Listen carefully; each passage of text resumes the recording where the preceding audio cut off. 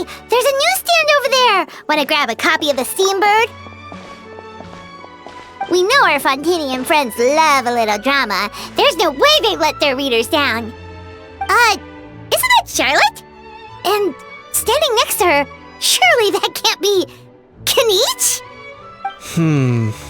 How about... Lost treasure resurfaces at last. Behold the beauty of the Remurian teacup.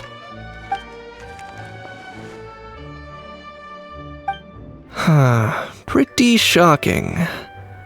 But it still feels like it's missing something.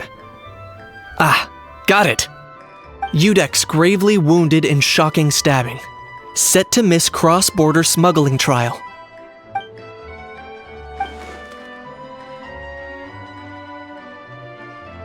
Huh? What?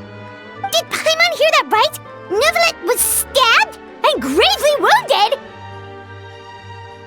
No, surely that can't be right. Can it?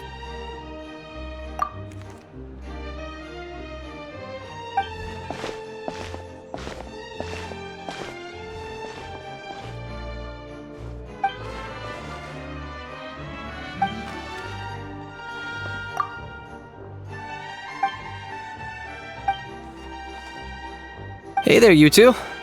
Fancy running into you here. Yeah, that, and also a less than pleasant shock. What the heck was all that about a Saurian meat restaurant and the Udex getting stabbed? Please say you weren't being serious. Trading tabloid headlines? Yeah. Charlotte and I were having a little contest to see who could find the most ridiculous fake news stories. Either I got lucky, or I have a knack for honing in on the most outrageous material.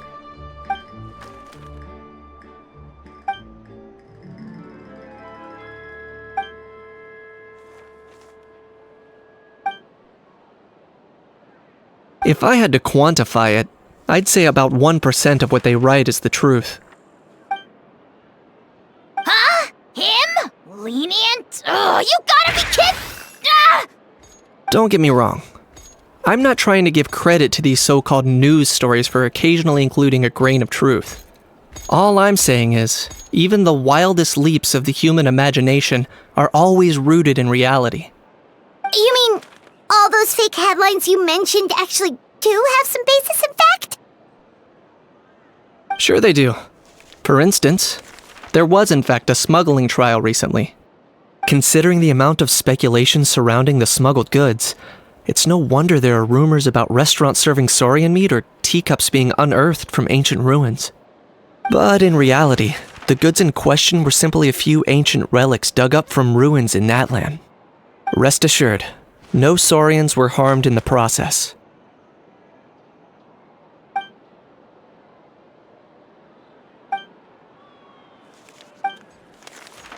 Oh, okay! Paimon was so busy freaking out about those headlines that she totally forgot to ask why you're here in Fontaine, Kaniche.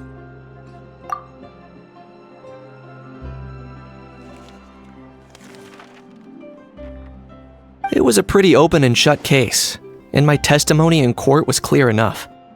But I'm guessing, Mademoiselle Charlotte, that you're less interested in the case than you are in trying to uncover some news stories about Natlan. I appreciate your kind invitation, but like I said, storytelling isn't really my forte. Kaniche the speechless! Kaniche the tongue-tied! Huh? If you're dead set on doing an interview, why not talk to the Traveler instead?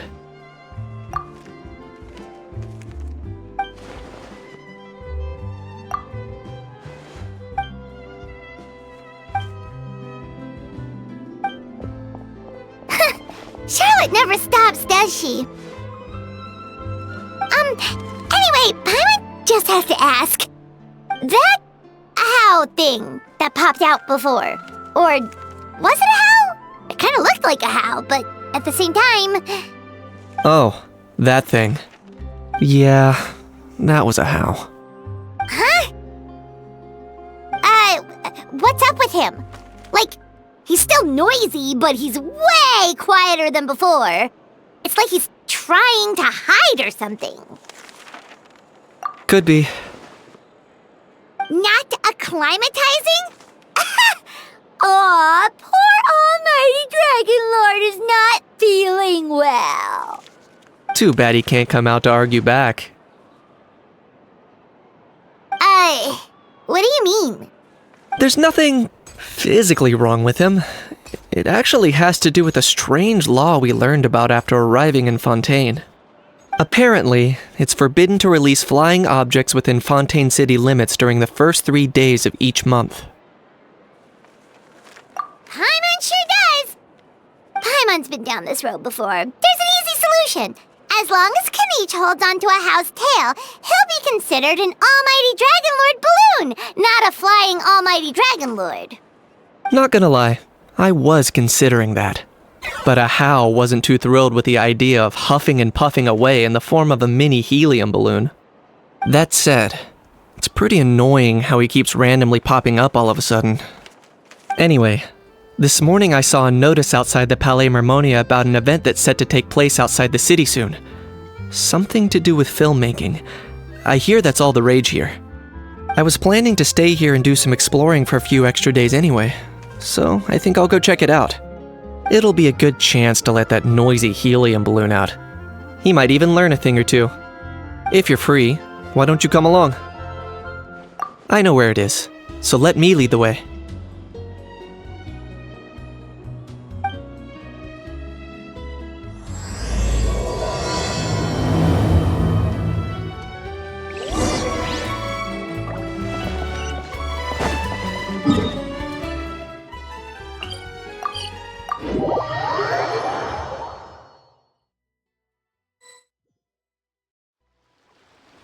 Looks like I remembered correctly. Here we are. Wow, this is awesome! Hard to believe it was just an empty beach before. Yeah, it was still completely deserted only a few days ago when I passed by on my way to testify at the Opera House. There must be some efficient workers in Fontaine. Quite impressive. A few days? One night was all it took. Rap-a-tap-tap, ta-da! But is this all it takes to blow people away? Oh, no. Given my past experience, I can't let myself get carried away. Oh no, you've forgotten me? Oh, does graph adversarial technology ring any bells? It's me, Lapine Pauline! Of course! How else would we have managed to build Fantasyland in a single night? Fantasyland? At least that's how I like to think of it myself. A magical land of fantasy, the stuff of film buffs' dreams. I know it sounds like I'm laying it on thick, but that really is the goal here. As you can see, the theme of this amusement park is Fontainian filmmaking, a place for all film lovers to come together and co-construct a world of dreams. Co-construct? Well, that's a relief. Sounds like you're sharing the cost this time rather than pouring your entire life savings into a single project. Nope! I might be inviting others to help fund this, but that doesn't mean I haven't thrown all of my life savings into it too! Huh? You've got to be kidding. Ha! Look at you, puny little humans. Recklessly betting your entire future against some stupid vanity project. If you're expecting even an ounce of sympathy from the Almighty Dragon Lord, dream on! Mockery is all you shall get, straight from the heart! Sorry, just ignore that little gizmoid. He likes to butt in occasionally. Do go on. Gizmoid? Who you calling Gizmoid?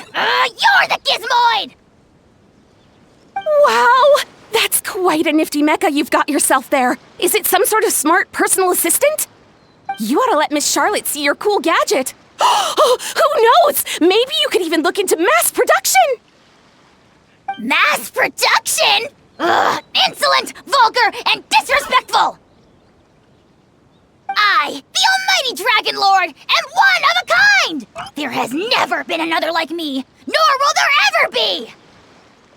And other thing. Smart is the understatement of the century. I shall have you know that I am Kahulahau, forebear of ancient wisdom. I lived for eons long before any of you were born. What? Heavens above! I beg your pardon, forebear of ancient wisdom. Please, I meant no offense. Idiot meets idiot. What's all the fuss? Making some new friends, are we?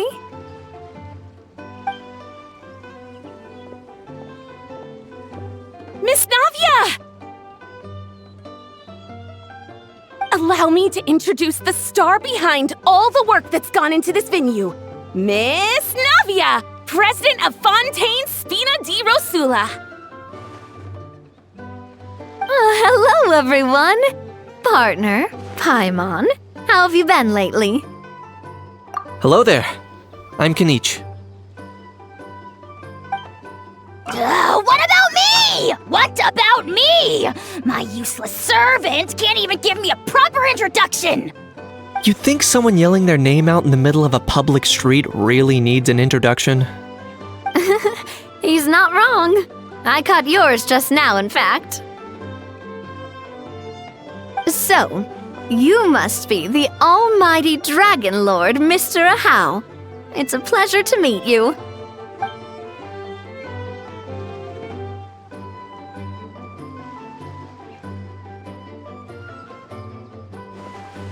Oh, see that? That's what I call proper manners. Well, it's not every day you meet a well-mannered human. Navia, was it? Excellent. You may address the almighty Dragon Lord by his name. Navia, don't you think the title Almighty Dragon Lord is a bit silly? It's no big deal. All little animals do that, don't they? I mean, try to puff themselves up to look more impressive. Anyway, it's all thanks to Miss Navia and the Spina di Rosula that Fantasyland's gotten up and running in the space of a single night. Honestly, thank heavens! After all that paperwork and endless waiting, the event and venue finally got the green light. I couldn't wait a moment longer. The second the approval came through, I reached out to President Navia, hoping she could lend a hand. After all, who else but the Spina di Rosula would indulge such impulsive demands?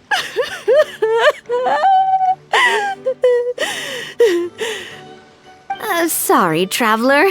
Miss Lapine Pauline sometimes gets a bit overwhelmed by her own excitement, as you can see. I'm guessing she hasn't gone into much detail about the event yet, so let me fill you in.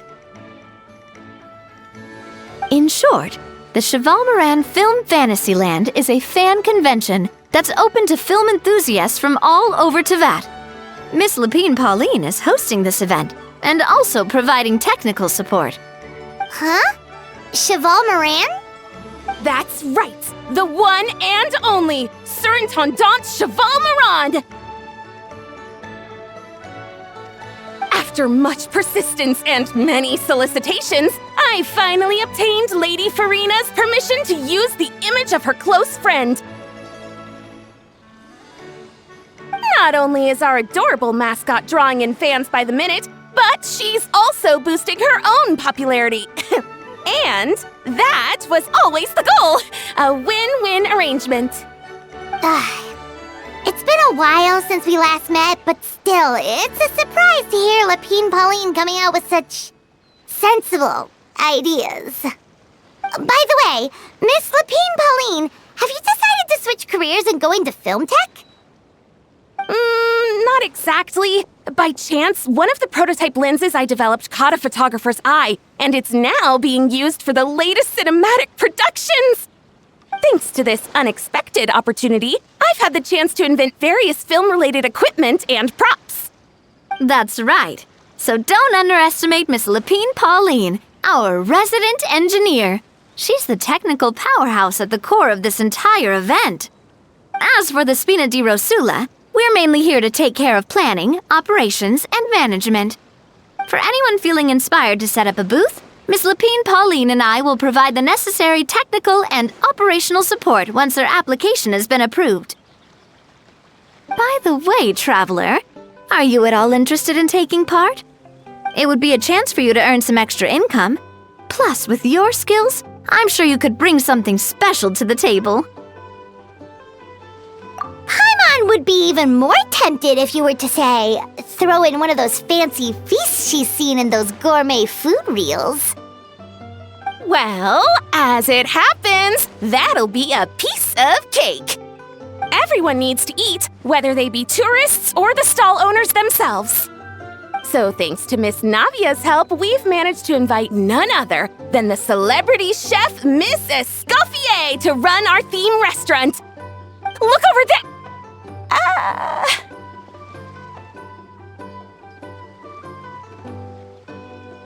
You! Yes, you! For the last time, the ingredients have to be in the right ratio! Get it right next time, or you might as well just lie down on the chopping board yourself. She seems a bit busy right now. Well, I'm sold. I think I'll make a Hao go be her assistant. You little... What's your game here? Demoiselle, sorry to bother you, but there's an issue over here that requires your personal attention. Apologies. Looks like it's back to work with me. Please feel free to take a gander at what we've got. Anyway, if you're interested in taking part, come find me later.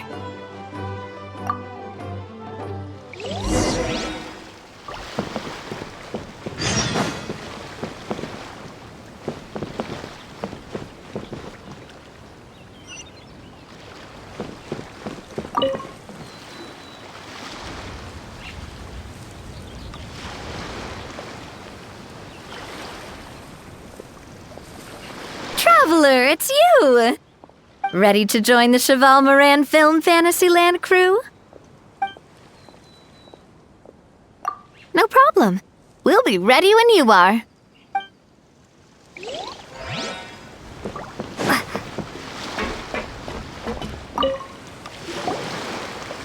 Greetings. Apologies if you overheard my harsh words just now, but I assure you it is entirely necessary. The sheer lack of standards here will be the death of me. Do you have any idea of the kind of customers I'm gonna get with how lax things are at the moment? The ones that leave their guns behind by accident and then come back to collect them later bringing ammunition with them. Yeah, that's the kind of customer you wouldn't forget in a hurry. Oh. Wait, has that happened before?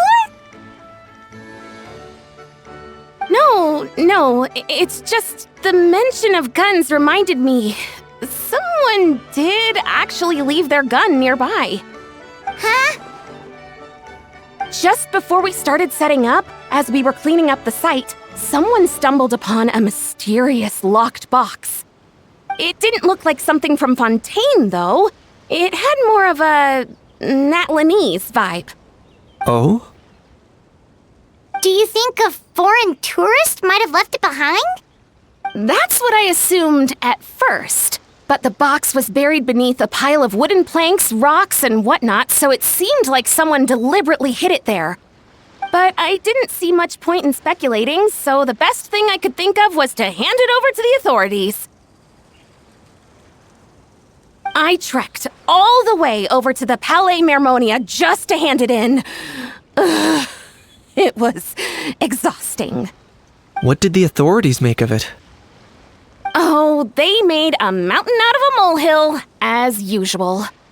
Before even addressing the question of what was actually inside the box, they had several heated discussions about whose responsibility it was to write the lost and found notice. Thankfully, the ever-reliable Officer Sedine stepped up and immediately called in the Marechaussee Phantom to crack the lock and check if there were any dangerous items inside. And, as it turned out, there was a gun. Wow, that's a dangerous item, all right. Mind if I ask what kind of gun it was?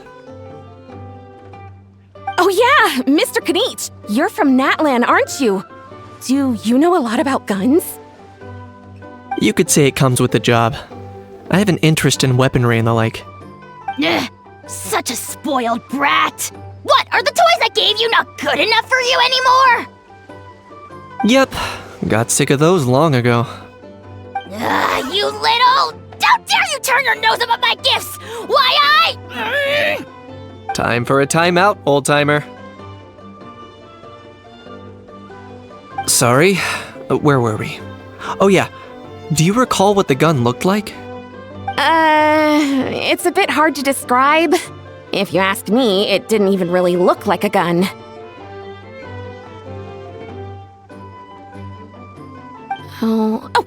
Give me a second. I'll knock out a quick sketch.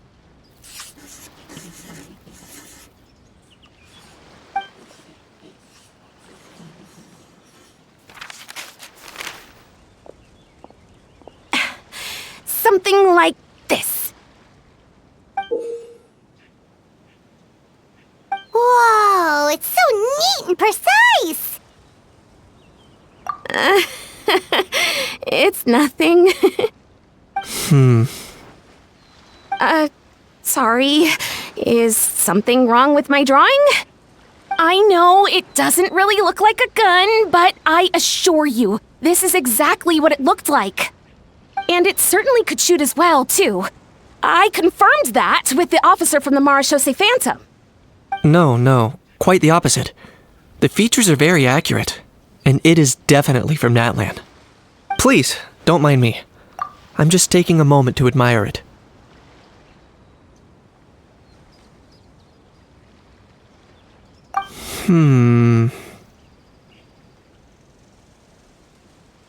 I should be the one thanking you. Thank you, and everyone else for your support. Don't mention it. Besides, we haven't really done anything. Not at all! The buzz and excitement you guys bring is exactly what this event needs.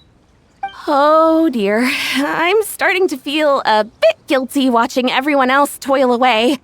Guess it's about time I got back to work too. But just before I go, one last thing. Traveler, it's wonderful to see you. Here's to a successful collaboration!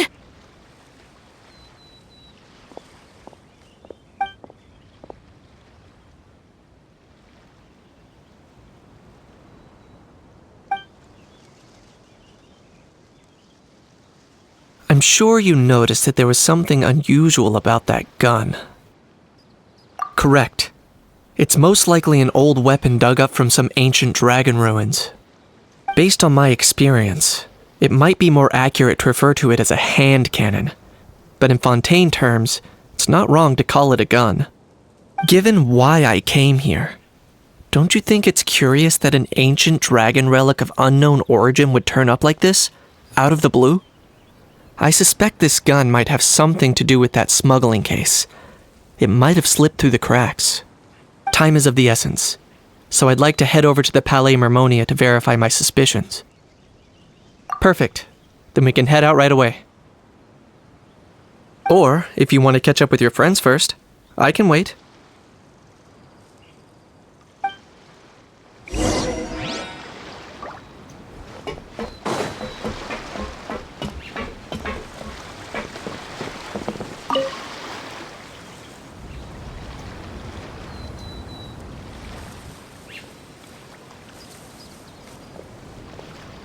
Traveler, it's you! Ready to join the Cheval Moran Film Fantasyland crew? It's time, dear partner and Paimon, for us to turn our attention to the Cheval Moran Film Fantasyland. As I mentioned, the park was started up by enthusiasts who brought in the Spina di Rosula to handle the planning, construction, and operations. Of course, enthusiasts aren't typically all-around experts. They usually stick to designing the event booths. We, for our part, handle long-term operations and develop standardized strategy guides for the different activities. Long-term operations? Strategy? It all sounds so complicated. We spend most of our time adventuring and we barely have any experience running a stall. Do you think we can handle this? That's more like it. You've seen it all before, haven't you, partner? I'd even go as far as to say you've shaped some of Tevat's biggest business ventures. Anyway, first things first. Let's get an overview of how the whole festival's gonna be run.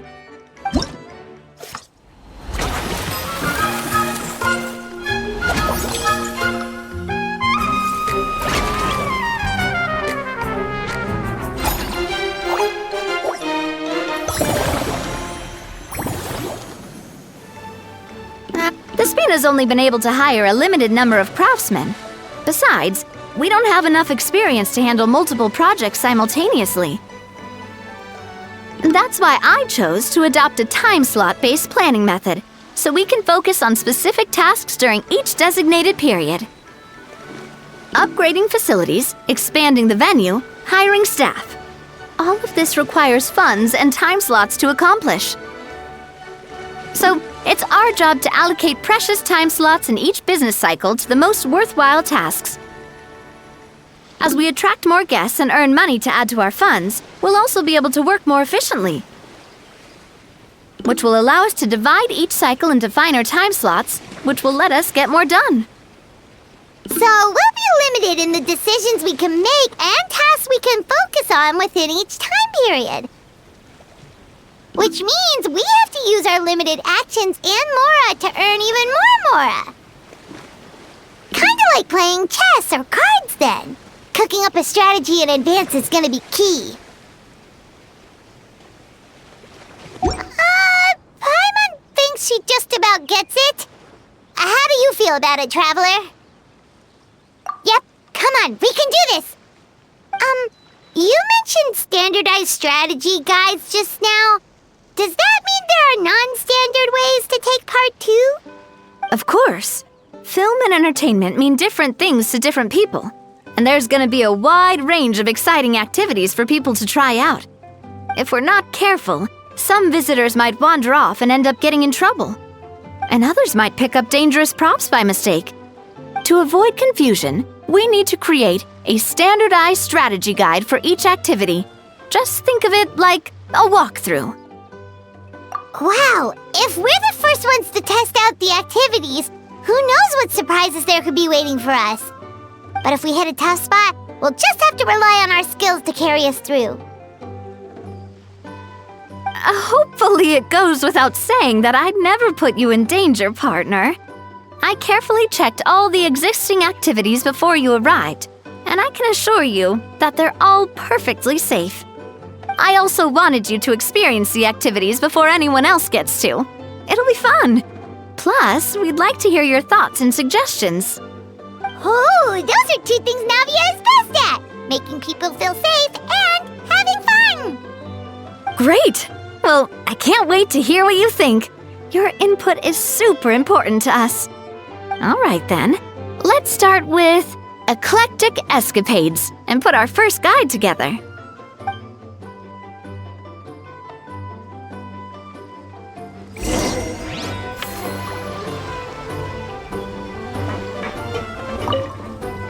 All right then, time to try out Eclectic Escapades. I'll leave the strategy guide to you guys.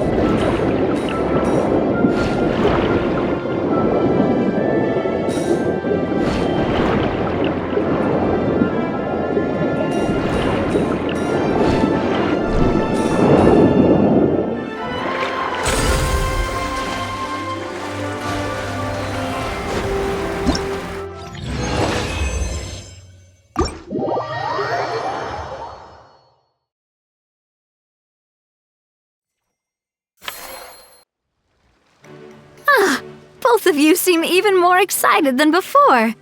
Looks like your first trial run didn't disappoint. Paimon hasn't actually watched that many films, but after trying it out, she might just be hooked! We should check out the film that it's based on! Great job, Paimon. That's exactly what our enthusiast friends were hoping you'd say. They'd be beyond delighted to hear that visitors are curious about the films that inspired these attractions. Some have even been willing to contribute extra funds out of their own pockets. Where budgets have allowed, of course. Out of their own pockets? That's right. While the Spina di Rosula covers the cost of basic booth materials and rental fees, many fans have personally funded promotional materials and related merchandise. The cost of the booth itself isn't their main expense. Some of them have already started designing spin-off products inspired by film characters. Take our official mascot, Surintendant Chevalmoran, for instance. She won second place in the last most popular character poll for the comic film category, and was even dubbed the pinnacle of round bouncy cuteness. Many people have expressed interest in designing cushions based on her image. These cushions will officially go on sale at the next convention alongside lots of similar products. Don't worry. As Surintendant Chevalmoran's guardian and official image rights agent, Farina's already getting 60% of the sales revenue. After all, the fans are doing this voluntarily, not for profit, but to promote Surintendant Chevalmoran's adorable image. The more Mora ends up in Farina's purse, the better Surintendant Chevalmoran's meals will be. And who wouldn't be happy to hear that? Oh, Paimon likes the sound of that! Everyone working hard for something they all love without worrying about profit! Still, we can't just ignore Mora completely. Whether it's fan creations or official commercial projects, some level of financial balance is still necessary. The same logic applies to the Chevalmoran Film Fantasyland taken as a whole. Once we finish the standardized strategy guides, our attractions can officially be open to the public. But we can't take personal charge of the ticketing process. There's plenty of work to do at the various booths, and the park itself is a work in progress. We'll need to assign dedicated employees to maintain and manage each attraction. There's a recruitment section on the park's bulletin board. We've received many applications, and each candidate has their strengths. Our job is to match the best candidates to each attraction based on their overall performance. Once assigned, the staff will keep the attractions running, ensuring a continuous revenue stream. Wait, so we've suddenly gone from being playtesters to heads of human resources? That's definitely a first for us. Just don't hold everyone up to your own standards, okay? You can't expect everyone else to be as capable as you. Alright, time to review some resumes. Fingers crossed we'll get some exceptional candidates.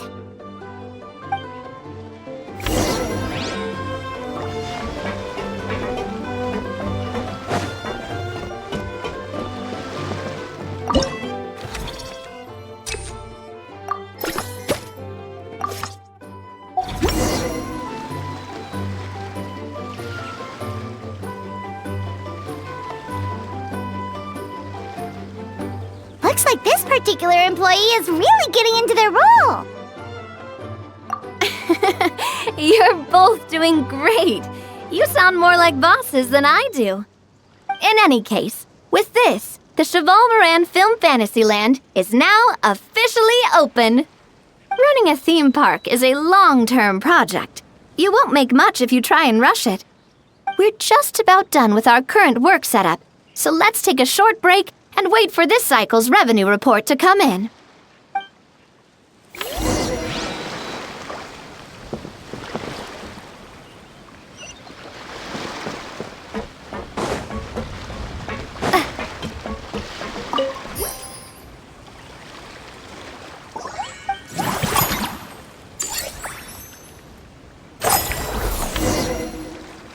Well, the numbers might not look that impressive, but given that we're just getting the ball rolling, I'd say that wasn't a bad start. Building on this momentum, we must consider rolling out more unique business strategies during the next cycle. To draw in the crowds, I've invited one of Fontaine's very own celebrity chefs, My good friend Escoffier. She'll be performing right here in the amusement park's restaurant. On that note, let's go catch up with her.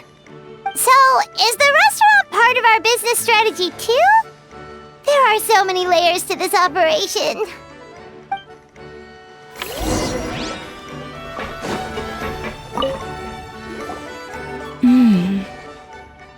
The restaurant is up to standard, and the waterside location will make for a unique dining experience. The beautiful scenic reflections in the water create a stunning backdrop, lifting diners' spirits and allowing them to truly savor their meals. Ingredients, check. Cooking utensils, check. Looks like we're ready to rumble. Hey there, Escoffier! Oh, my employers are here. The president of the Spina di Rasula, plus the famous traveler and Paimon. I must say, you seem a bit overqualified to be running a film-themed amusement park. I'd say that if anyone here was overqualified, it would be the former head chef of the Hotel de Boer. Wherever you walk, the aroma of fine cuisine follows in your wake. Let's get back to business. I'm guessing you want the traveler to help me decide the theme dish for each cycle, right? This is the business strategy I mentioned earlier. Using Escoffier's top-tier dishes to attract more visitors to the park. But this isn't just about attracting visitors. Her culinary masterpieces will surely have other surprising effects. Just imagine, Paimon, if all you needed was a single ticket to enjoy all the attractions and taste all the legendary food. Wouldn't you be tempted? Then Paimon come every single day! Now, here's the twist. To get the most out of this strategy, the menu can't be made public. Based on research by a certain food branding consultant, many restaurants have started offering a special chef surprise dish. So give me some inspiration every few business cycles, and I'll decide on our next theme dish. Now then, give me your hand. A warm and energetic feel. Your hands are calloused from wielding your sword, but still quite delicate. When you grasp its hilt, it's like you're holding the bow of a violin. A sword, then. The theme this time shall be strength. Alright, let's find out what strength looks like in gastronomical form.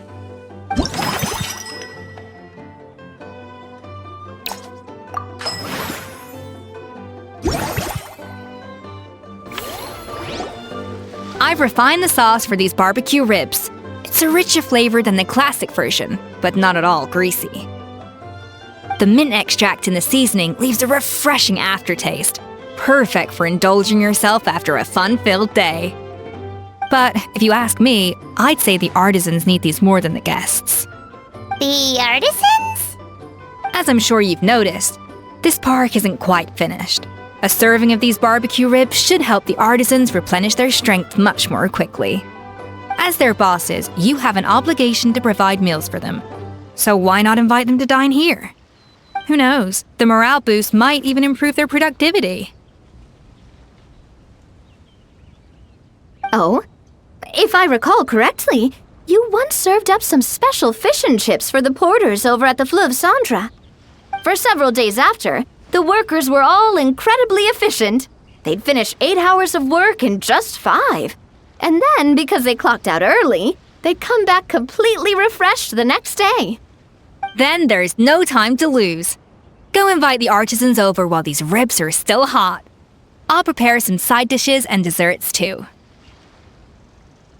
That's a great idea! You really live up to your reputation, Escoffier! Looks like these themed dishes are gonna make a huge difference after all. We'll have to make sure we check in with you regularly. The artisans are pumped and ready to roll thanks to that themed dish. And perfect timing, too. Let's take this chance to take the facilities of our eclectic escapades to the next level.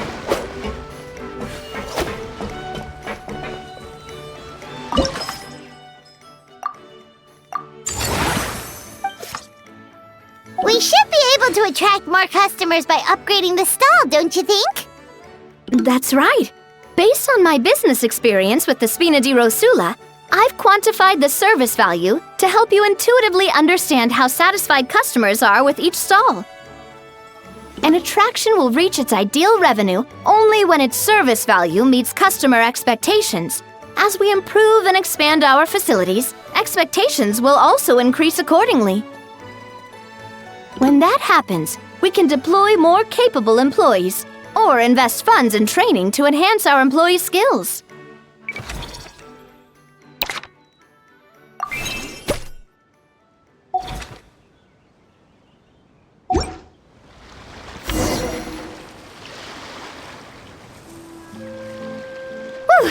That should be everything. Looks like you've pretty much mastered how to run this park. Huh? Have we really? Thinking about it, we have learned quite a lot, haven't we? Oh, not at all. I wouldn't say I taught you much. Your intuition's been guiding the way mostly. I imagine long-term operations sounded like a scary prospect the first time I mentioned it, huh? But don't let that scare you. Just break things down into smaller steps and tackle them one at a time. Even if you're not a genius or naturally gifted, you'll get it done in the end. Whoa, seeing your own progress has really got Paimon fired up! Actually, she's gonna jot your words of encouragement right down. From here on out, we'll be running the Cheval Moran Film Fantasyland together. Let's make it a big success!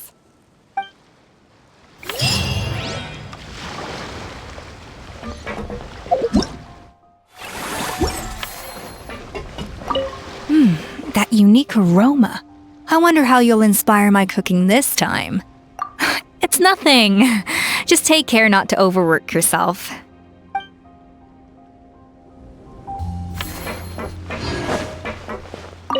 You've got this park off to a great start, partner. The ball's really starting to roll, huh? I can't wait to see how it'll all turn out. How exciting!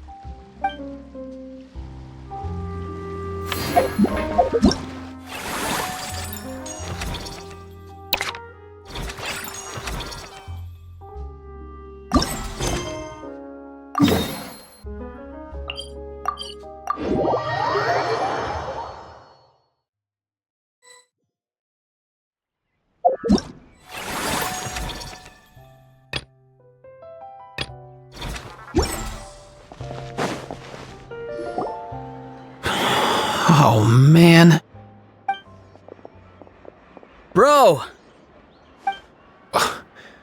Are you mimicking me? Now's not the time. Come on. No, I mean, one of our buddies is here, for real. Quite a few of them, actually. Aurora and Aoife, what brings you to Fontaine? Huh? How come you're...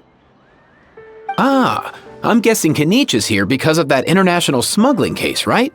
I've heard quite a bit about that. Word sure gets around quickly, huh? First time abroad and you're already making headlines. Oh, stop it. It's not like I was the center of attention. Wasn't expecting to see the Traveler and Paimon here too, though. Come on, Aoife. Huh? A traveler, by definition, is someone who travels around. Fair point. Anyway, back on topic. Wait a second. I lost my train of thought. What were we talking about again? Why, you're all here, of course. For vegetables. Fork a cuckoo. Huh? I'll go first. It's for the Chevrolamine Film Fantasyland. Wait, is that right? It's Cheval Moran. Ah, right. I keep stumbling over that one. Guess I owe Cheval Moran an apology, even if she's not here. Anyway, long story short, the festival restaurant urgently needed fresh vegetables from Natlan, which is why Aoife and I are here. So, you guys are vegetable couriers? He is. I'm just here as a responsible adult. It's his first time traveling so far away from home, and all the elders in his tribe were worried. So they had me come along. Even though it's your first time too. Right, but they still picked me to accompany you. You gotta wonder why that might be. Don't you get it? They all just saw how overworked you were, so they used it as an excuse to send you off on a vacation. Wait, what? So I'm getting the grandson treatment now too? See? Doesn't matter how much older you are than this dude. Hang out with him long enough, and you'll eventually find yourself being treated like a kid. Meaning everyone looks after you. What's so bad about that? In theory, nothing at all. In that case, guess I better start over. Hi guys, my name's Aoife, and I just turned 5. Paimon's not sure who the responsible adult is anymore. So, what about Kakuku? If he was here, we'd be making more of a ruckus than we already are. That's exactly what's got me worried. Aoife, there's nothing to worry about. You're a big boy. You can handle yourself now even without Kakuku. You think that's what I'm worried about? Anyway, my priority right now is Kakuku. Suffice it to say, Kakuku's in big doo-doo. How so? He's so small, and all he knows are a few harmless phrases. What kind of trouble could he even get himself into? Let me guess. Did he get caught out by the law on flying objects? Bro, you too? Not me. How? Oh, that pesky little chatterbox. So that's why he hasn't interrupted us this whole time. Guess he's too scared to show his face. That, plus he's already spouted enough nonsense for one day. So I've put him on mute until tomorrow. Nice one.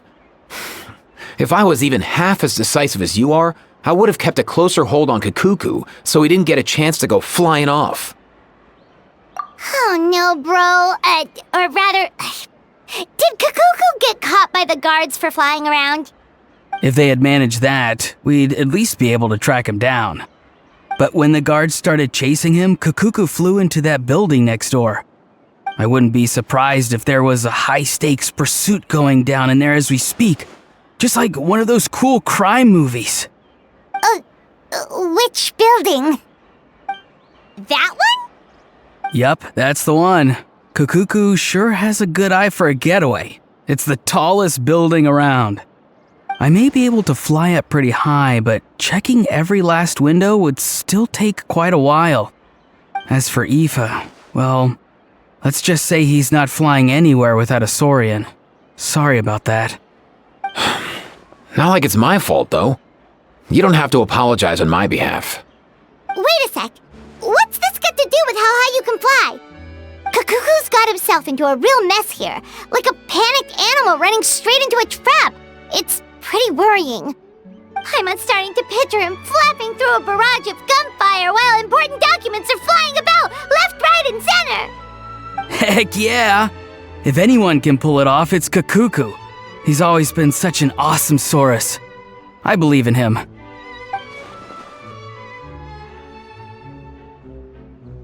For real now? Do you even hear yourself, bro? Of course I'm for real. I'd never make light of something like that. All right. Everyone's an awesome Saurus. Well, the human version.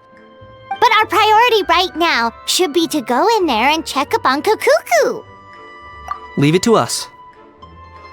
You sure? Wow, awesome. That'll be a huge help. And if Kakuku doesn't listen to you, I give you permission to pull out a couple of his feathers. Wait, since when was that up to you?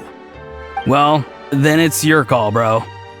All right then, if Kakuku doesn't listen to you, I also give you permission to pull out a couple of his feathers. There you go. If he objects to that, tell him to come find us. He won't. Trust me.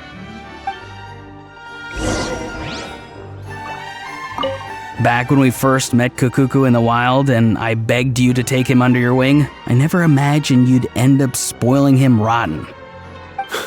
and I never imagined you'd be nagging me about it. Oh, well, I definitely saw that coming. Huh?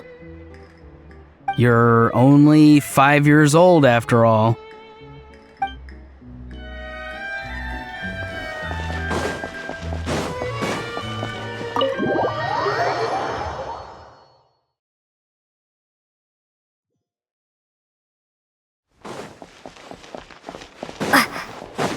Nothing new there.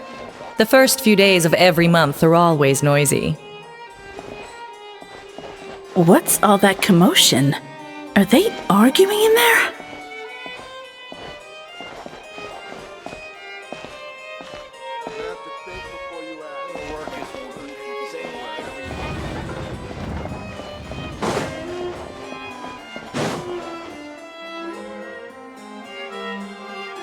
No way, bro!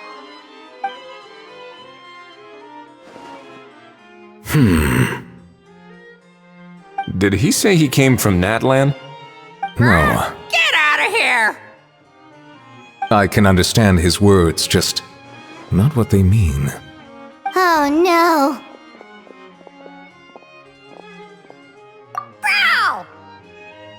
Bro! He keeps repeating the same things over and over again. Oh, you know one another. He's a friend! Yeah! A saurian friend of a human friend! Great, well, that was easy. Looks like we've tracked down the owner. Guess that's one less lost and found notice for you to write, Monsieur Neuvillette. For real? Traveler, was there something important you wanted to discuss with the Udex? I'm just about done with my business here. Need me to step out? Stay and hear them out first. Perhaps it will have some bearing on your own work. If I'm not mistaken, you are the same Mr. Kanich who served as a witness in the smuggling trial? I take it there's been a further development in the case. That's right. Very perceptive, Mr. Udex. So you've met Neuvillette before? But wasn't the trial overseen by another judge? I've seen his photo in the papers. But as for this other gentleman... Allow me to introduce you to Mr. Wriothesley, administrator of the Fortress of Meripede.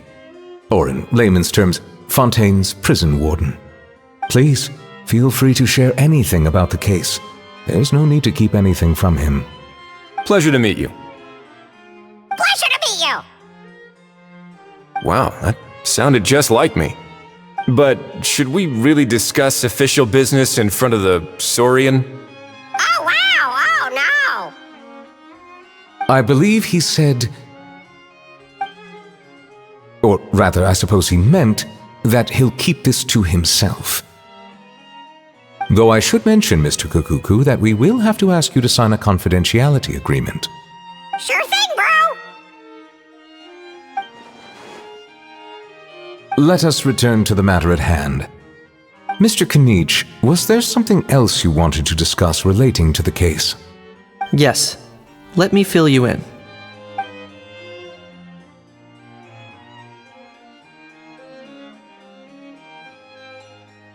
Wow! It really is exactly like Lapine Pauline's sketch! That must be all that practice drawing engineering blueprints, huh? So if it's true that this weapon came into Fontaine alongside the contraband from the smuggling case, then there's a high chance we overlooked a suspect. That's exactly my line of thought. I see. Mr. Kanich, thank you for reporting this promptly. I'll arrange for the Marechaussee Phantom to investigate right away. We should begin by questioning the prisoners in custody. Wriothesley. I'll sign off on the interrogation request, don't you worry. That would be much appreciated. It's lucky that the Palais Mermonia wasn't scheduled to release any public bulletins today, and that this guns lost and found notice hasn't been written up yet. In other words, the news hasn't leaked. I'll be staying in Fontaine for the time being. If there's any progress in the investigation or you need my help, feel free to reach out anytime. Yep, we were just about to go help out with Lapine Pauline's convention. If there's any news, we'll keep you all posted. Marvelous. Thank you all. Well then, all that's left is to...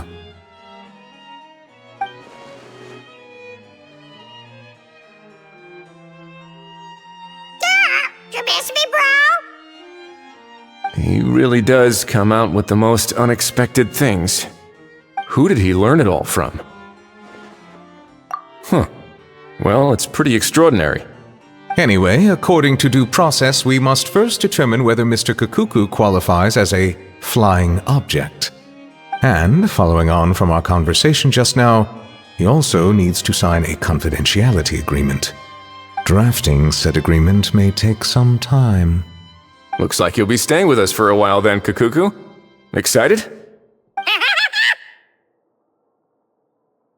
That would save us a lot of trouble. Many thanks. All right then, we'd better get going. No need to see us off.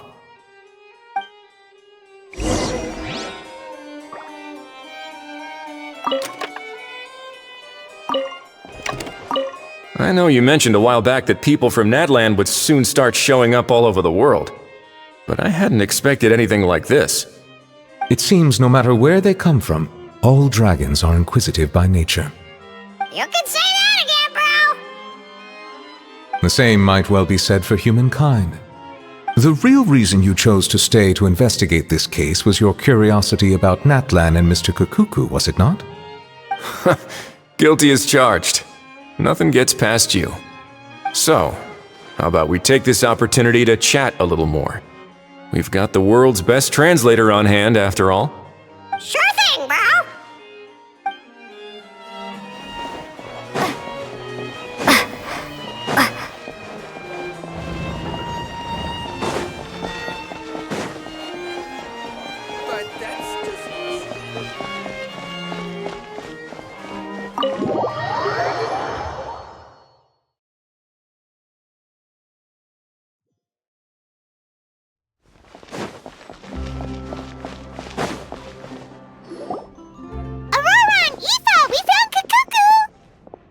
What's the situation? How bad is it? Oh no. When I saw that Kakuku wasn't with you, I'd already prepared myself for the worst. Relax, Aoife. Maybe Kakuku just prefers high-rise living now. Sometimes you just have to let the kids grow up and make their own choices in life.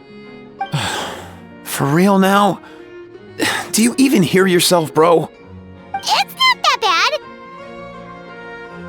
Kakuku's fine. Still very much alive and kicking for starters. He hasn't been arrested either, so no jail time. See? You're not exactly reassuring me here. As for the bad news, well, it's really not that bad. Kakuku accidentally overheard some top-secret stuff, so he has to stay at the Palais Marmonia for a while to sign a confidentiality agreement. But there's no need to worry. The person in charge of looking after Kakuku is super nice, so he'll be absolutely fine. All right. That doesn't sound too bad after all. Wow, hearing that's put my mind to rest. But based on my understanding of how things work here, the ban on flying objects should be over by the time Kakuku actually gets out. What a shame. Oh well, I guess we'll just have to go have some fun without him. You don't look disappointed in the slightest. Anyway, Auroron and I will be staying in guest rooms upstairs at the Hotel de Boer for the time being. Feel free to drop by if you need us. Yay! Problem solved! Alright, let's catch up another day.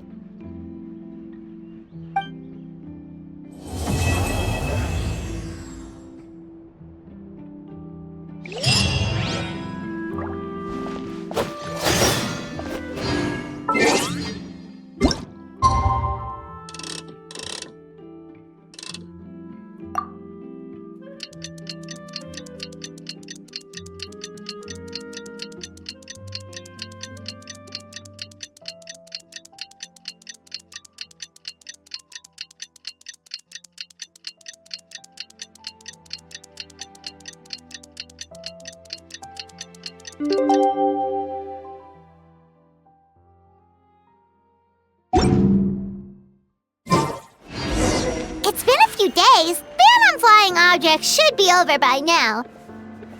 Let's head over to the Palais Mermonia to see how Kukuku's doing.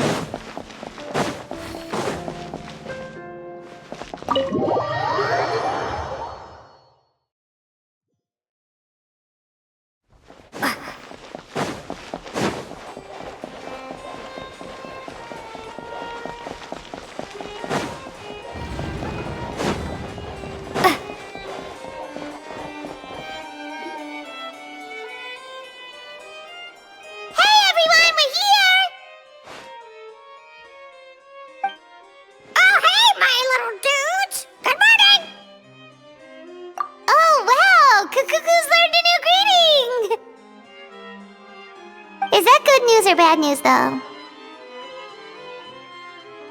Sorry, I did everything within my power. But so far, I've only managed to teach him how to say good morning. Wait, so that's all you've been up to this whole time? Get out of here! Huh?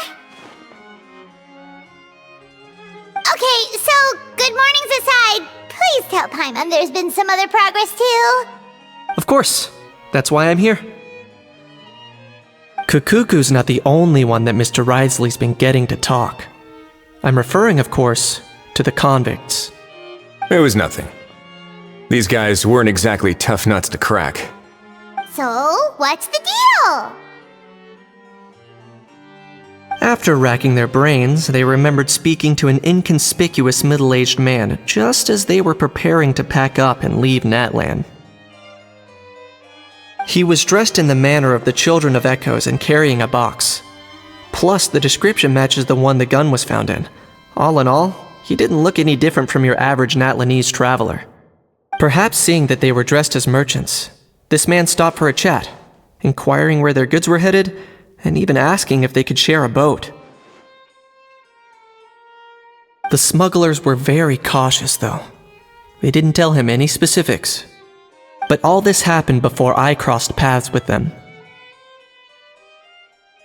I happened to notice them as they were preparing to set sail. I thought they looked shady, so I snuck aboard, and ended up being carried along all the way to Fontaine.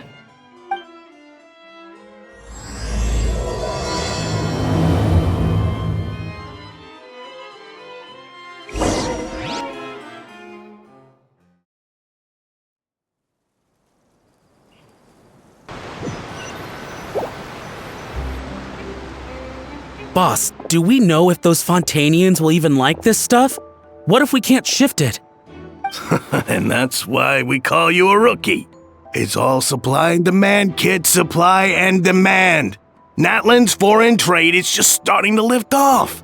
There'll be a market for it, you'll see. That's right. So stop giving the boss trouble, rookie. Just do your job and keep an eye on the goods. Are they merchants? Have they come to Fontaine to do business? Scarred face. Calloused hands. On closer inspection, the fabric looks worn at the knees and elbows, and his fingernails are dirty. Not exactly your typical merchant. Could he have previously been a warrior? Or even an adventurer? Something feels off. I'd better sneak up and get a closer look.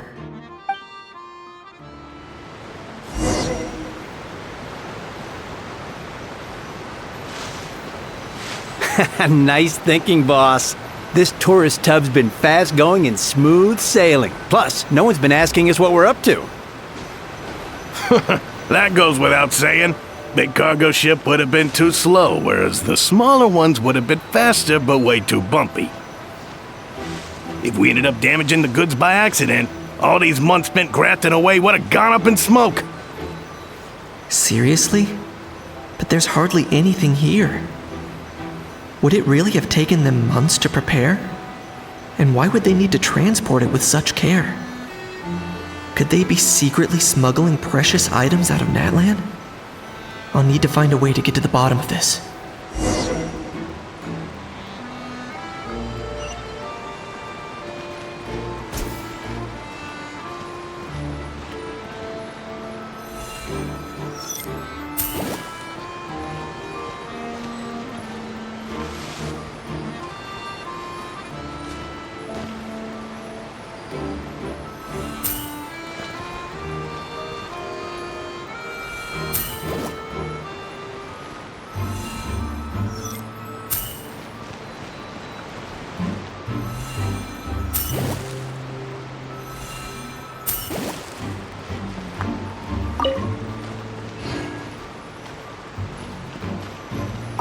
Let's go hear what these criminals have to say for themselves.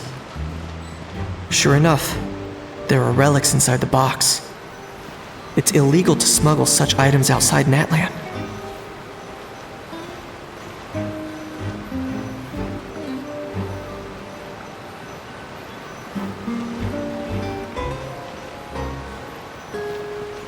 Hey, why the long face? You're abroad on business, and you get to do some sightseeing while you're at it. Sounds like a pretty sweet deal to me. You better cheer up if you know what's good for you. I guess you're right. I was just worried I might have messed up with the packing, or that something's gonna go wrong along the way. Oh, pull yourself together. Tons of foreign tourists come traveling to Fontaine. I bet their luggage is full of all kinds of weird stuff. If someone insists on checking it all, just show them the purchase order we had drawn up. Those Fontainians can't get enough of their legalese, so I've heard. They can look all they want. Aha. So their aim is to smuggle in contraband after all. Looks like I've gathered enough intel about the smugglers and their contraband. Time to inform port security.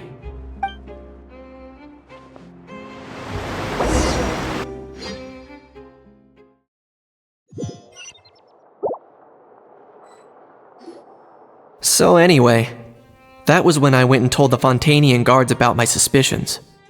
After an investigation and a chase, they finally apprehended them and sent them on their way. Well, guess they're headed exactly where they should be. Thanks. Based on your recollections just now, I was completely focused on those smugglers at the time, so I wasn't really paying attention to other passersby. Yeah, Kanish, you did great!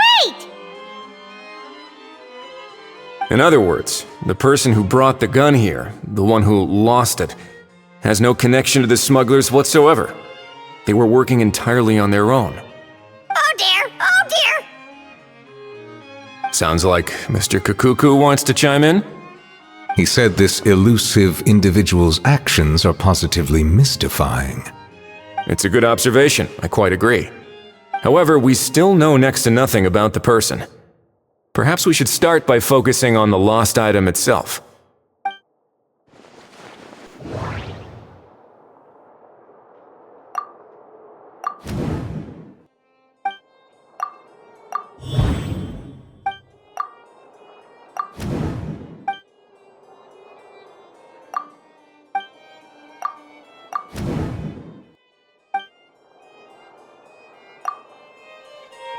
It certainly seems like it was the bait in some kind of trap.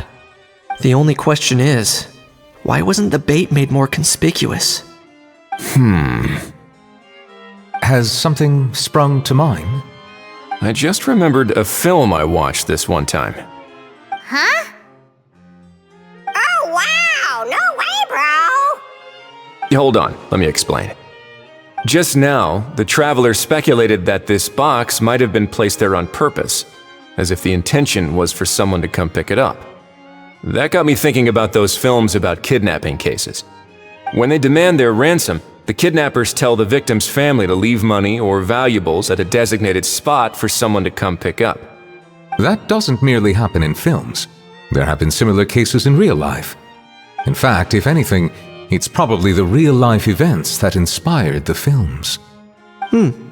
Sounds plausible. Ooh, wait. This raises the stakes to a whole new level. If the gun really was some kind of ransom, then since we took the box, the kidnappers never got their payment, so does that mean they executed the hostage?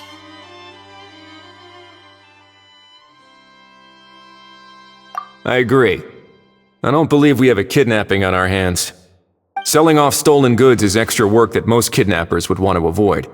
Unless they're after something very specific, they tend to just ask for cash. Could we be dealing with a kidnapper who's dead set on getting their hands on an ancient dragon handgun? It's not impossible, but the likelihood is very slim. We can discount that possibility for now. And speaking of selling stolen goods, don't you think this looks more like a transaction?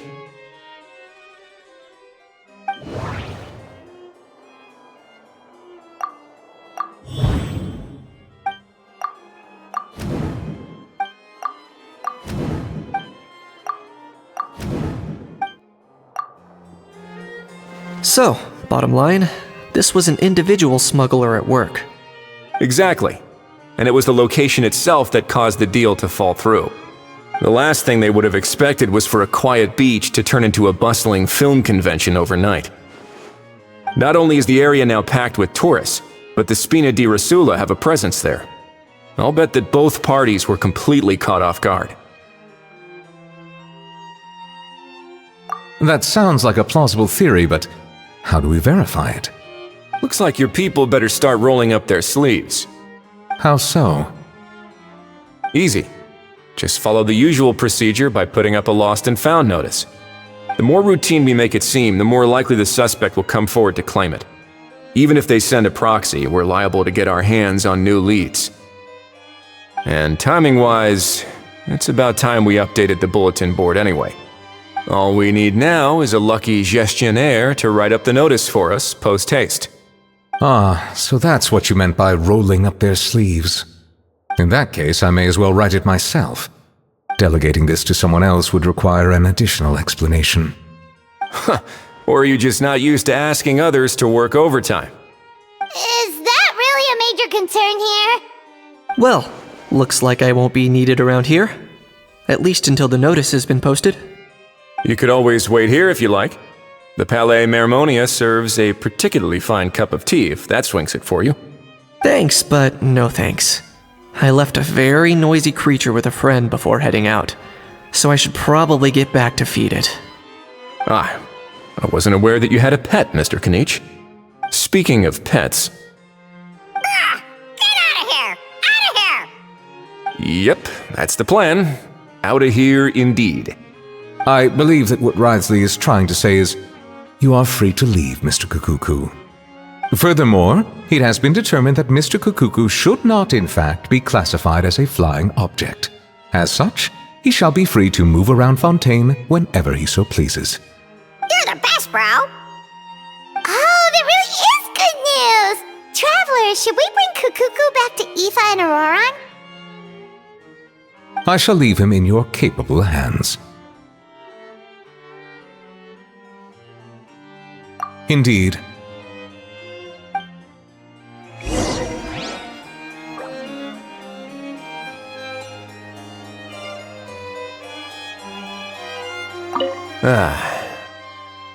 You know, all this has made me realize that I'd quite like to have a pet. If that proves inconvenient within the fortress of Meripede, perhaps you should consider finding a place in the court of Fontaine. That actually sounds like a good idea. In the past, I always dismissed the idea of buying a property in the city. The prophecy about the floods meant it never seemed like a worthwhile investment. But now... This might be a good time for you to re-examine the documents I gave you regarding your title as Duke. Huh? Citizens with honorary titles are eligible for certain benefits when purchasing property in the court of Fontaine. Really? How about this? You read through your documents from start to finish, while I write up the lost and found notice.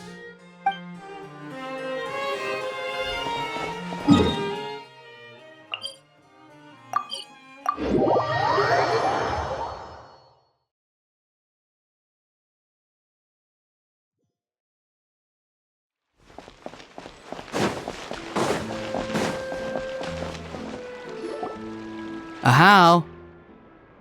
What? What now? Let's shake hands. Fine by me! Get ready for a knuckle sandwich! Ugh.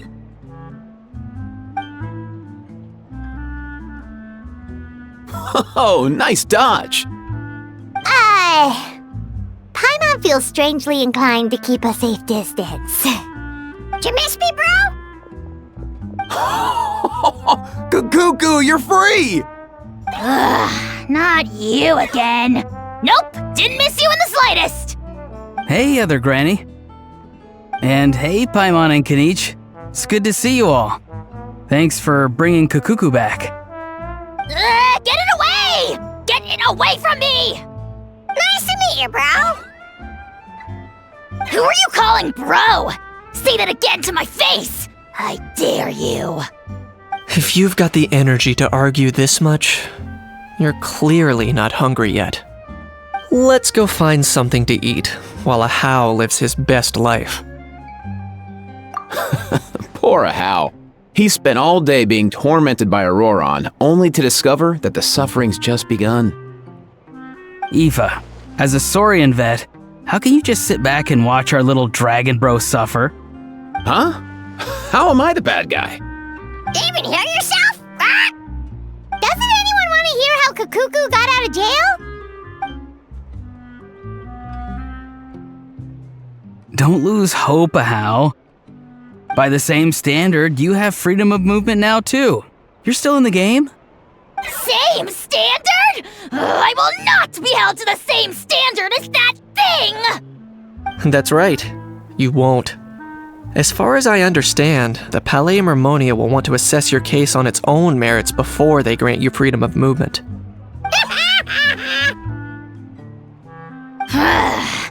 Where's that Saurian meat restaurant again?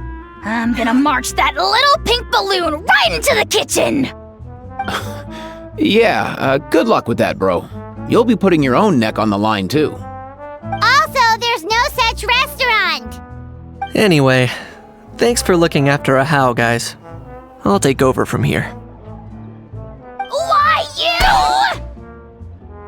Between the two, Kakuku wins the cuteness competition hands down. Really? Thanks! Wait, who are the other contestants, though? So now that our crew's back together again, what's our next move? Oh, how about a game of rock, paper, scissors? No chance. If I lose, we'll end up stuck in the room watching films all over again. Nope. This time, we'll only watch a film if I lose instead. Had enough too, huh? For real now? Come on, bro! Can we just ditch this whole leaving it all to chance thing?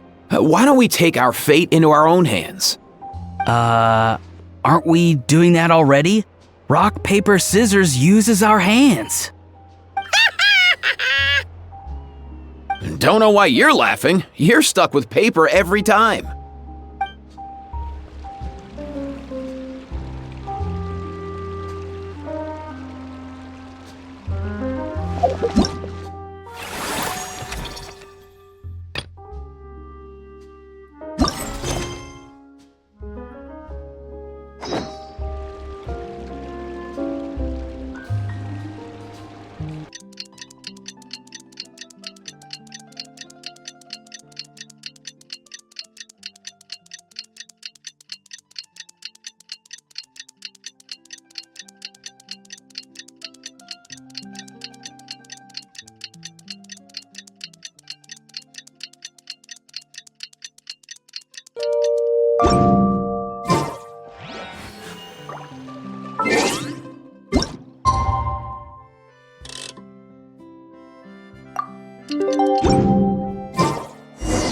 The Lost and Found notice is up!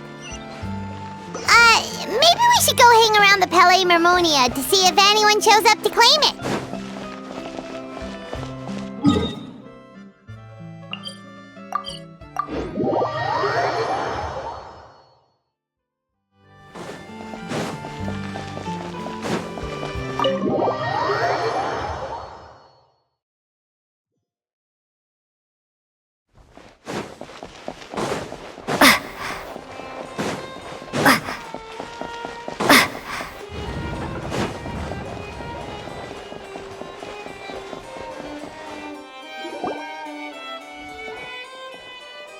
Huh, looks like there were quite a few others with the same idea. Ah, hello, you two. Have there been any developments? Okay, guess not. Well, the notice was only just posted. Guess it's pretty unlikely that someone would show up right at... Special Patrol, open up! Ah! Who's there? What's going on? The Special Patrol? I don't think that's who this is. Hey, this isn't the time for silly let's go check it out.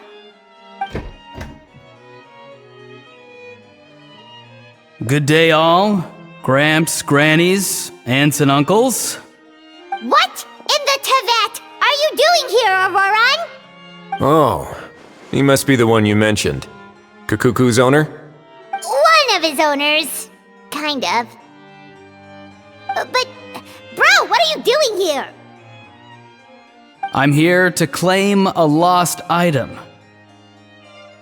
Is this the person you saw on the boat, Mr. Kinich? Somehow I highly doubt that. For starters, he just addressed us as Gramps and Grannies. And unless this is the youngest looking middle-aged man in the world, I don't think he's our guy. Huh. Was there something wrong with my door-knocking etiquette? That's how they do it in all the films. That's not door-knocking etiquette. That's the Special Security and Surveillance Patrol doing their job. Completely different things. Oh, I see. I figured it was just a polite way of requesting entry to show the people inside you had something important to discuss. Oh, sorry about that. I totally goofed that one up. Give me a moment. I'll go back out and try again. So, Auroran, you said you were here to claim a lost item.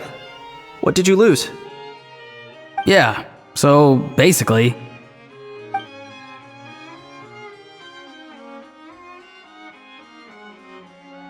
For real now? Oh, come on, bro. Auroran, be honest now. Were you the one who lost this? No, it belongs to a friend. So it belongs to Aoife? Of course not. Aoife has his own gun.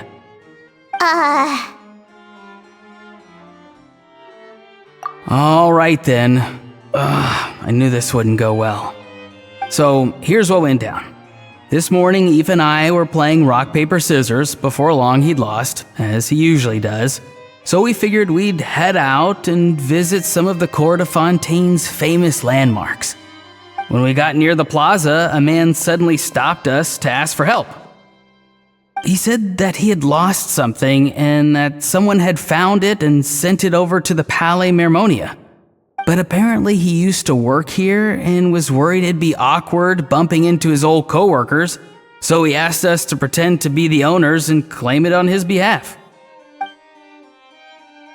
You didn't manage to keep that pretense up for long. It's fine. I'm not the one who feels awkward anyway. So, a former employee of the Palais Mermonia. Was this individual a Fontaine native? Yes, at least I assume so. He looked like a well-dressed gentleman to me. We were about to refuse, but he was so polite. Could it have been a disguise? Oh no. Auroran, Paimon thinks you've been tricked. This person might be in cahoots with the bad guys. Oh, maybe he already took off and escaped as soon as your mission went pear-shaped. No way. I'm not that dumb. Huh? He's not going anywhere. Aoife and Kukuku are keeping an eye on him over at the plaza. Keeping an eye on him. I like the sound of that. In that case, let's hurry over to where Aoife is. Time to catch that con man and find out what's really going on here. Wait a minute, I have a question first. Traveler, Paimon, you're pretty famous in Natlan, right? Oh, we're basically household names. But why do you ask? Would that be a problem? Remember when I said that the seller might be watching in secret? If so, then picking Auroran to do their dirty work was a careless mistake on their part. It suggests that the person who got Auroran to claim the item might not be fully in the know themselves. There are plenty of unanswered questions, but standing around racking our brains won't help. However, I still suggest that the famous faces among us, meaning the Traveler and Kinich, oh, and of course, Monsieur Nivelette too, stay here for the time being. We'll empty the box, give it to Auroran, and then he can claim the item as if nothing happened. I'll follow to check if anyone is watching. I doubt anyone would recognize me anyway, so I shouldn't draw too much attention. I think this plan is worth a try. I shall leave it to the pair of you. So, I have to go undercover again, right? Well, not exactly undercover. Just drop the special patrol persona and be yourself instead. Roger that. Over and out.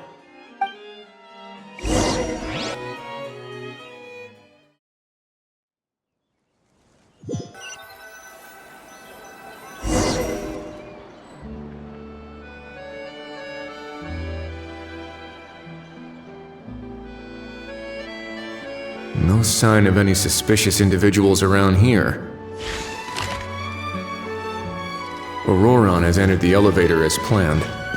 I'll head over to the plaza now.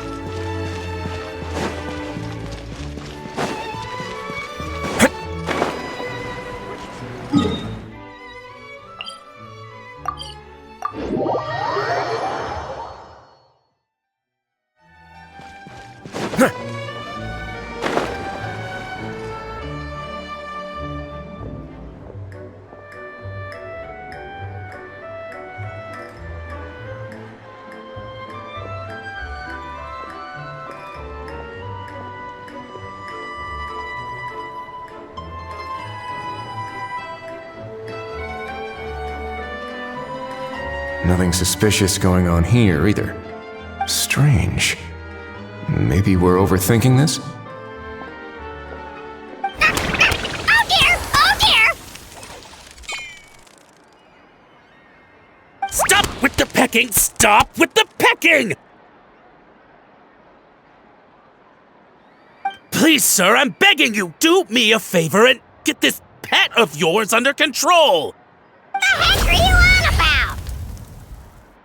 Sorry, but he's not my pet. He's my coworker. And I should warn you, he's not too happy with how you're talking about him. What the? This thing has a job? So in that land, they just dish out jobs to any old thing. Uh-oh. Kukuku's not too big on being called a thing either. You're on your own now.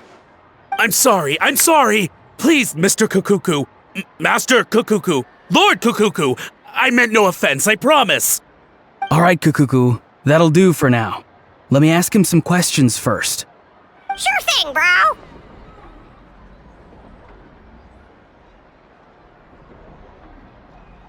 Auroron actually looks pretty serious this time. Was he just pretending to be clueless earlier? Interesting. Think I'll sit back and see how this plays out. You actually got it? Wow, didn't think it would be that easy. Ah, excellent. Looks like sending you was the right approach after all. After all? I mean, because the staff at the Palais Mermonia don't recognize you, right? So, I got it. But I don't remember promising I'd hand it over. Huh? This thing's pretty cool.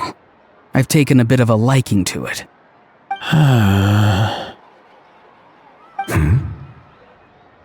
Please don't do this, my good sir, my master, my lord.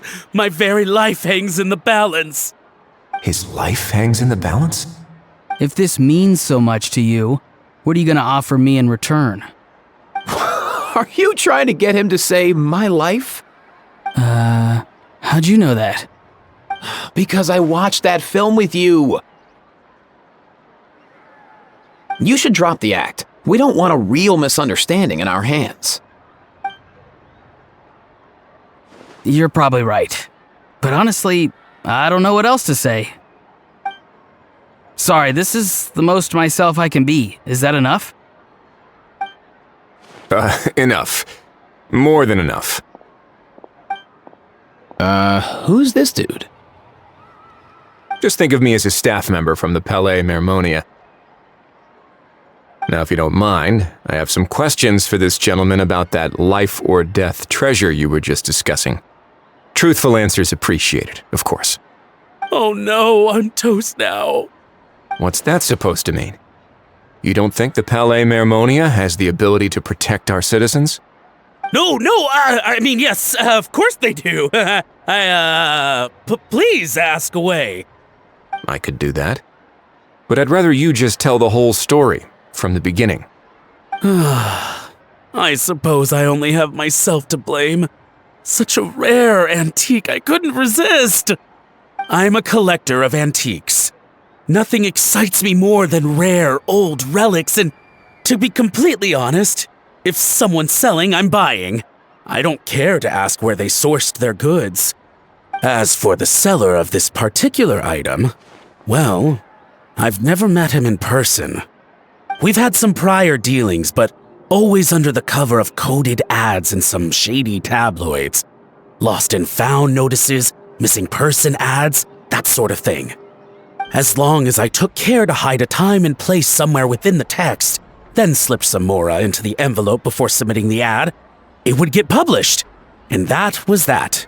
No fuss, no trace. Simple, right? Normally, everything goes off without a hitch.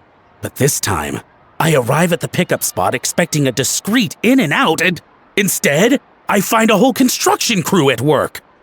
That was not what we'd agreed, but I couldn't just let it go, so I reached out to him again the same way as usual. He replied, and do you know what he said? He told me that the item's now in the Palais Mermonia. Well, he wasn't lying about that. He insisted that it would be inconvenient for him to make an appearance himself, but said that if I could somehow find a way to retrieve it from the Palais, he'd give me a discount on the price. Of course it wasn't the discount that swung it. Do I look like I'm strapped for cash? Feeling smug now, are we? Feeling smug now, are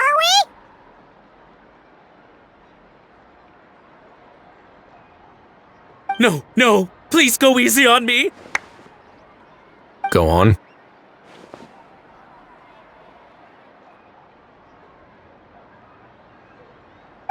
Where was I? Well, anyway, I thought to myself, seeing as the item itself came from Natlan, it would make more sense if I could find someone from there to go retrieve it. And by a stroke of complete and utter coincidence, I just so happened to see these two young folks wandering around, so I'm so very sorry I underestimated the pair of you. I need you to clear something up for me. You haven't paid the seller yet, correct? And yet he told you to collect the item from the Palais Mermonia. Was he not worried that you just split afterwards? Well, to be honest, though I can't claim to know him very well, he, on the other hand, seems to know my name and where I live. Besides, this is a guy who managed to get his hands on an ancient Natlanese weapon.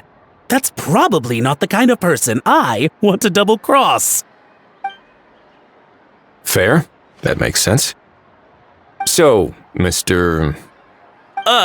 Please, just call me Argento. All right, Mr. Argento. Listen very carefully to what I'm about to say. It will determine how much of the rest of your life you'll be spending beneath the waves. What does he mean? Is he gonna drown him just like they do in those gangster films? Oh, I get it. He's talking about that place at the bottom of the Fontanian Sea. Shh, can it? Owing to your suspected involvement in the illicit trade of Natlanese relics, you're now one of the suspects in an international smuggling case. A trip to the Opera Epiclese seems unavoidable at this stage, but on the bright side, you still have one chance to make things right.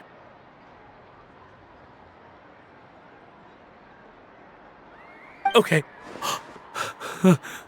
Do I really? Please tell me what to do. It's very simple. Just reach out to your seller in the same way as usual, arrange to meet, bring the money, and make the deal. Just be sure to let me know all the details. I'm talking time, place, the whole lot.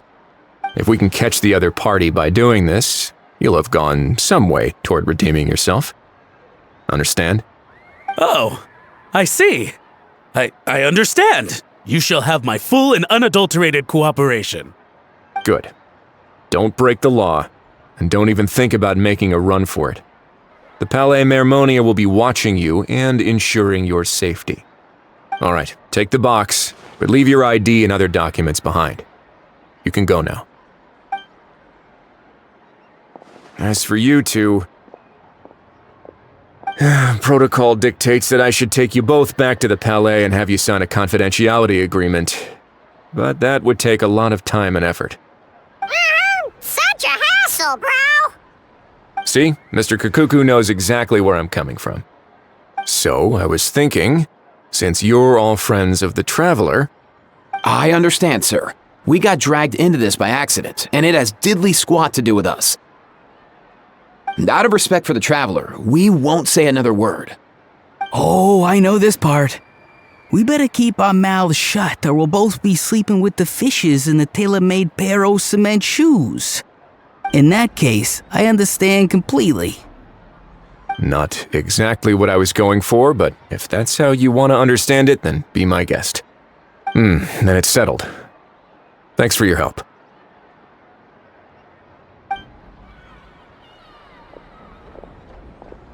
Boy, am I glad that's over. That's enough work for one day. Time to head back.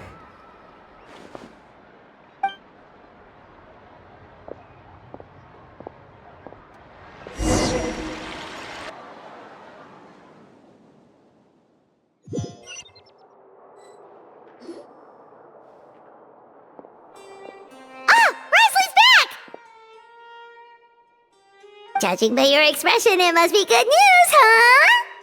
It went smoothly, on the whole.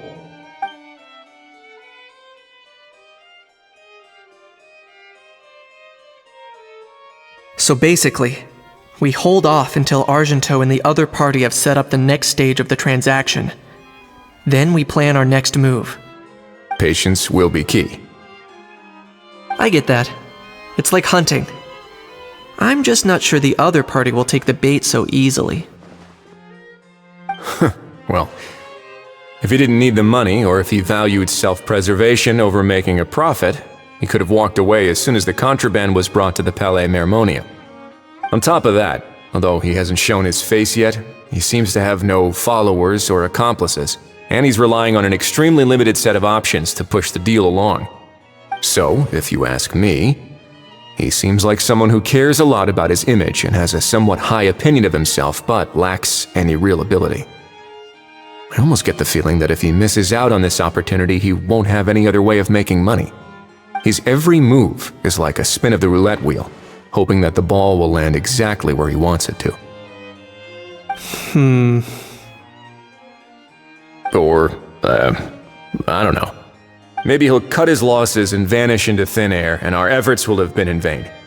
At least Natlan will get the stolen relic back, so it won't have been for nothing. In that case, let's hope his arrogance stays in play. Everyone, I have just briefed the Marechaussee Phantom on the situation. As soon as there are any further developments, we will act without delay. When that time comes, we will be relying on your help. We'll be waiting for the good news!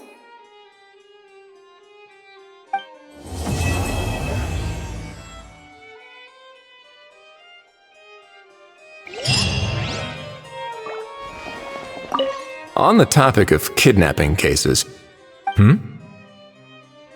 How exactly do we define the subject of a kidnapping? According to the regulations, I mean. Aside from humans, do pets count? What about sentient non-human beings? Of course, Melazines go without saying, but what about a being like Kakuku? I am surprised that you are unfamiliar with the legal provisions on this matter. If I knew all the laws like the back of my hand, I wouldn't have ended up in the fortress of Meripede, would I? That is no laughing matter, Wriothesley.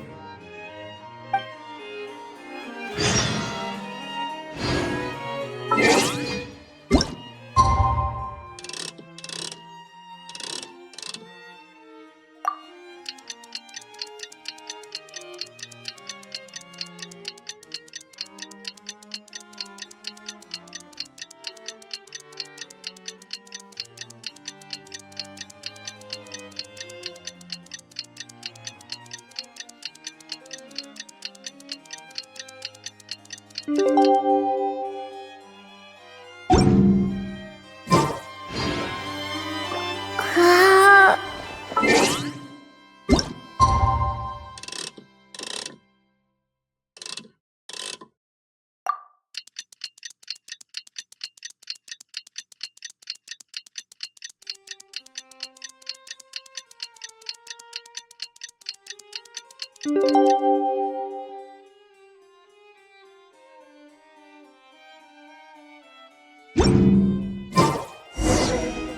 sent someone to contact us this morning! That must mean there's been some progress! No time to waste! Let's head out!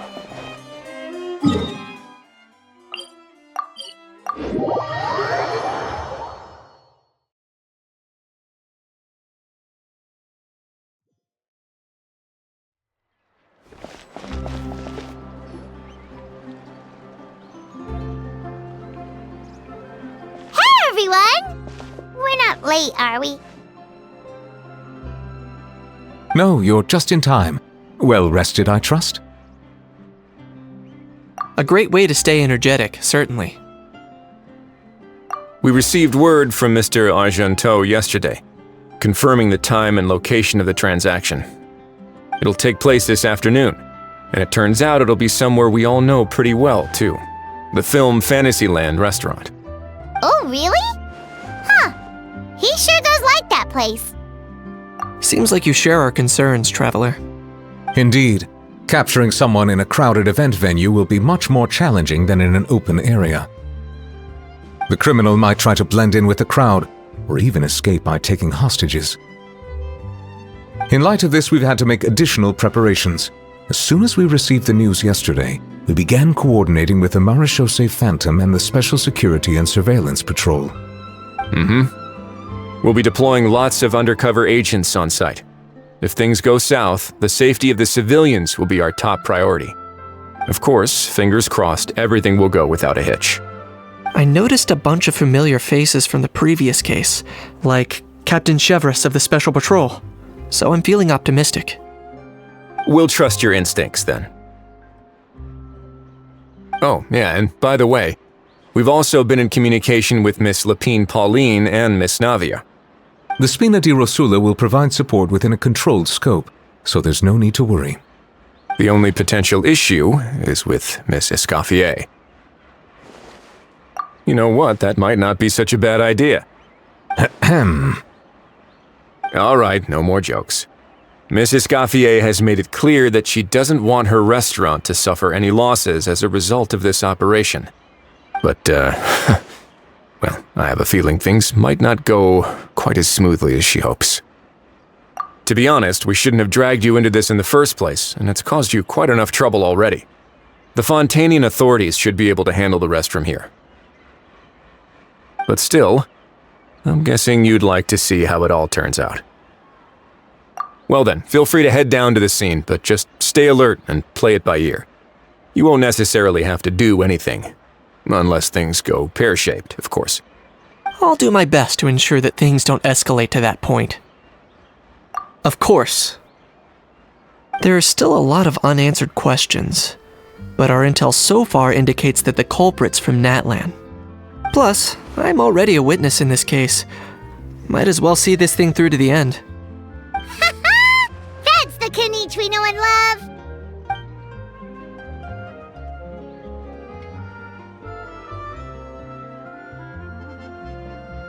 Well, that's enough of the small talk. The operation's scheduled for the afternoon. If we're quick enough, we'll even have time for a few cups of tea before we leave. Oh, and let's grab something to eat too! Can't work on an empty stomach, you know. And rooting for you! It's a very important job. Alright, I'll head over to the venue now. Ahal's been harping on for days now about this event-exclusive meal he wants to try. Guess I might as well shut him up sooner rather than later. See you in a bit. I look forward to hearing how it all goes.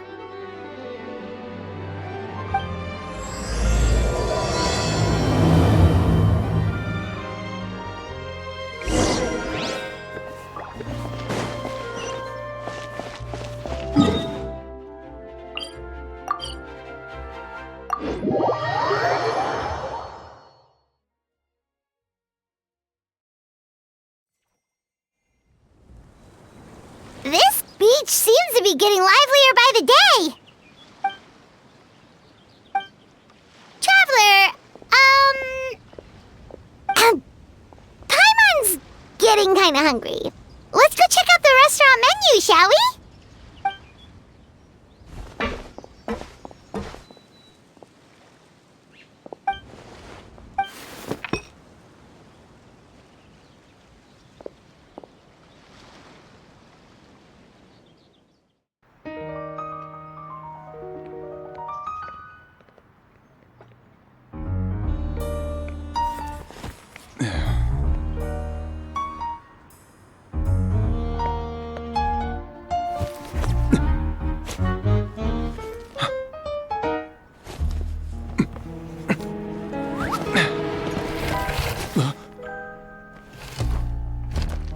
Your friend thought you might be thirsty. Won't you stay and drink it?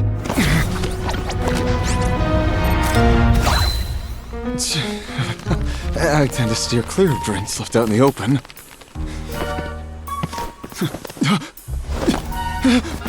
You're surrounded. Give up and come with. You lousy swine! Stop right there! Oh look! A surprise performance! Wow! How lucky we are! Quick, take a photo! After him!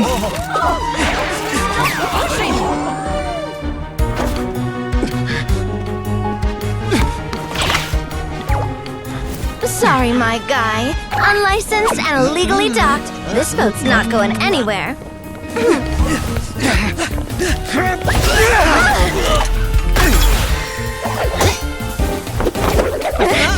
Quick! Don't let him get away! Be careful! Amazing! Lowly worm! No one flies higher than the almighty Dragon Lord! Who's stealing my fun? You again! You're driving me crazy! Oh, wow, Bravo!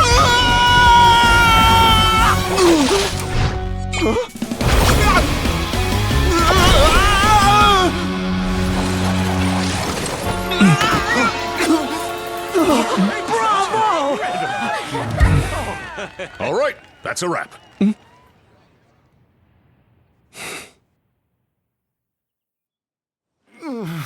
Unbelievable!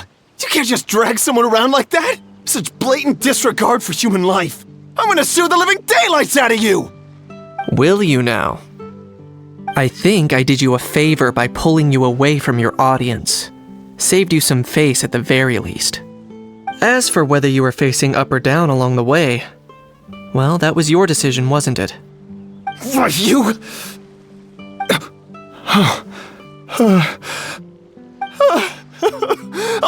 All right, I admit it. I was in the wrong. Oh, of course I know the difference between right and wrong, but I had no choice. I desperately needed the money. I was an expert on ancient relics. Not only did I have a successful career, but a happy family too. But my son, I never imagined he'd turn out this way. Fell in with the wrong crowd and ended up shoulder deep in gambling. We had some savings, but he drained them away like a waterfall. Once he fell into debt, he had creditors regularly coming over to threaten and intimidate him. I'm his father. How could I just stand by and watch him suffer like that? Oh, my son is about the same age as you are. If only he could have turned out more like you. That's the only reason I needed the money. Please, believe me. You... Please, kid, I'm begging you. Help me. I see you're from Natland too. That makes us brothers. Please, have mercy. I still have a chance to help my son straighten himself out. But only if I get back. If I go to prison now, he'll be doomed, I tell you, doomed! And isn't standing together and fighting for a better future what families do? Our fate is in your hands, young man. Please, have a heart. Something wrong, Kanich? Gone soft, have we?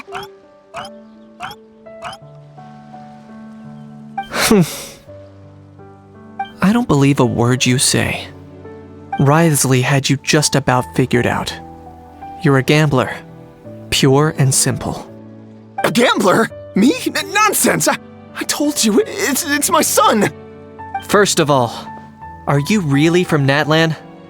You've been keeping tabs on the gun's whereabouts this whole time. You should have recognized at least one familiar face by now. On top of that, the way you threatened to sue me? Spoken like a true Fontanian, if you ask me. Huh? What kind of logic is that? I can't explain. I actually grew up in...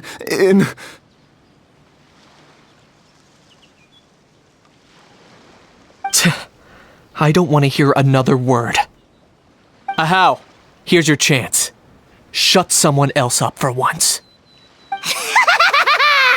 The moment I've been waiting for. Eat this, scumbag! Being a compulsive liar is one of the hallmarks of a die-hard gambler. I bet you're just a Fontanian pretending to be from Natlan. Even if you have any friends or family to speak of, I'm guessing they've long since cut all ties with you. And you have your depraved ways to thank for that. Of course, I might be wrong.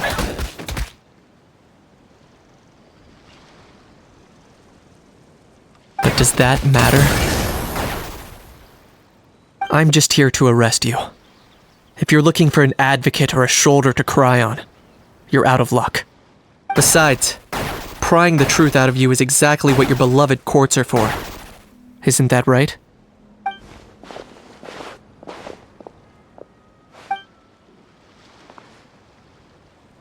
Many thanks. And me? What about me? So rude. You should be bowing down in gratitude to the almighty Dragon Lord.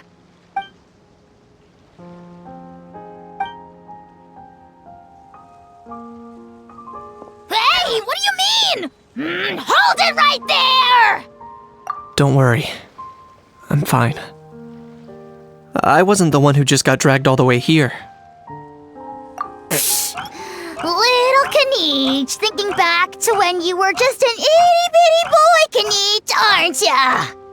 Aw, don't start crying like a little baby. I am the almighty Dragon Lord! No servant of mine will be seen acting so weak and pathetic in public! What are you on about? Still, I suppose there's no point hiding it from you. To put it plainly, I can't stand gamblers. They're the most irresponsible people in the entire world. No respect for the principle that you have to give in order to get. They'll tell 1,000 lies for a single coin, deluding themselves into thinking they can use it to gamble their way to a vast fortune.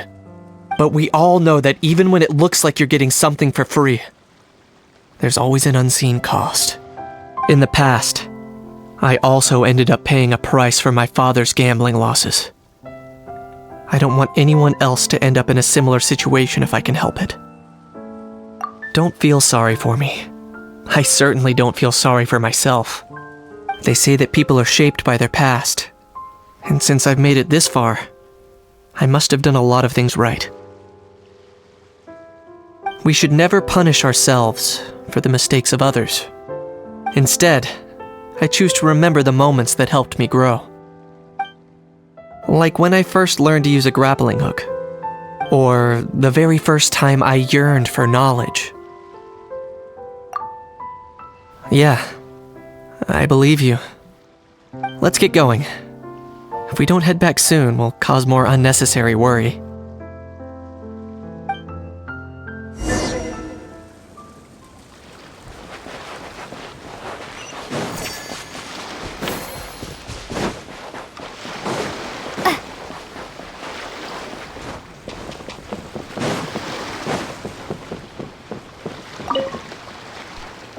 Yay! Traveler Kanich, you're back! We just saw Chevro's taking the criminal away! She looked pretty pleased with herself. Haha! So after so much running in circles, turns out he had no fight in him, huh? Guess running away was the only trick up his sleeve. Oh, also, Risley said to let you know that he's already left. He went to report back to the Palais Mermonia. Apparently, the Marisho say Phantom's preparing to carry out an in-depth investigation into illegal gambling activities. sounds like they'll have their hands full. Anyway, that's for the Palais to worry about, not really our concern.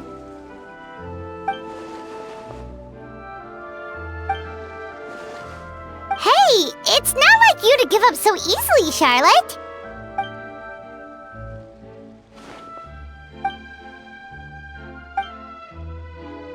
Make sure you pick the best shots of Paimon.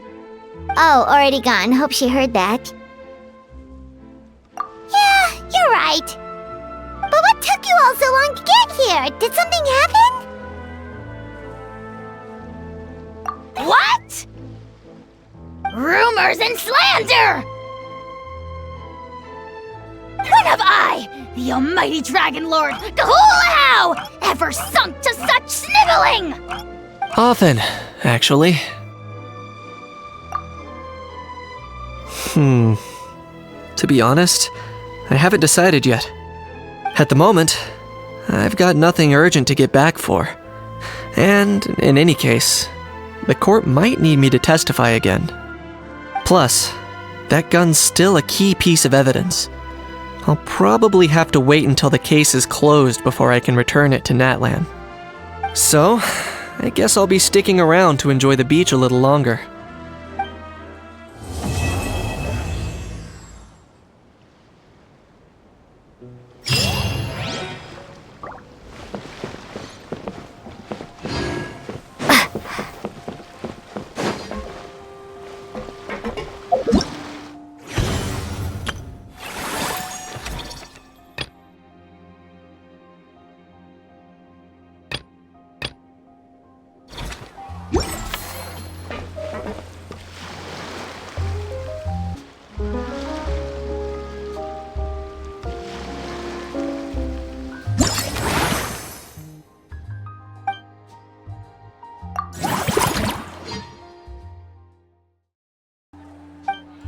Oh, I guess I shouldn't be too surprised.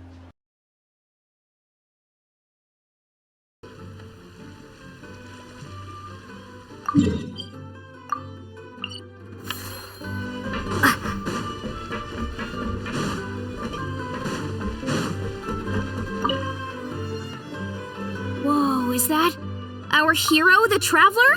And Paimon, too! Oh, I guess I shouldn't be too surprised. Mrs. Coiffier already told me you were the big boss here. But when I saw you just now, I forgot myself for a moment. Technically speaking, the Cheval Moran Film Fantasyland doesn't even have a boss, does it? Isn't it the idea that everyone works together to make it as successful as possible, and then we all share the profits? But, wait a sec. Why are you here, Veressa? Well, officially, I'm here to promote my brand. Not long ago, Mrs. Coiffier placed an order with me for her restaurant, as she often does. In her letter, she mentioned that showcasing my orchard's products at the festival would boost sales and help build my brand recognition. After talking it through with my parents, I decided to give it a shot. Now that I'm done with the restaurant's ingredient order, I plan to sell the rest of my fruit directly to guests to help quench their thirst, of course.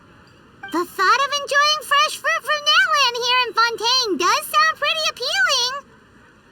But with this many customers, wouldn't it be exhausting to watch the stall all day? Huh?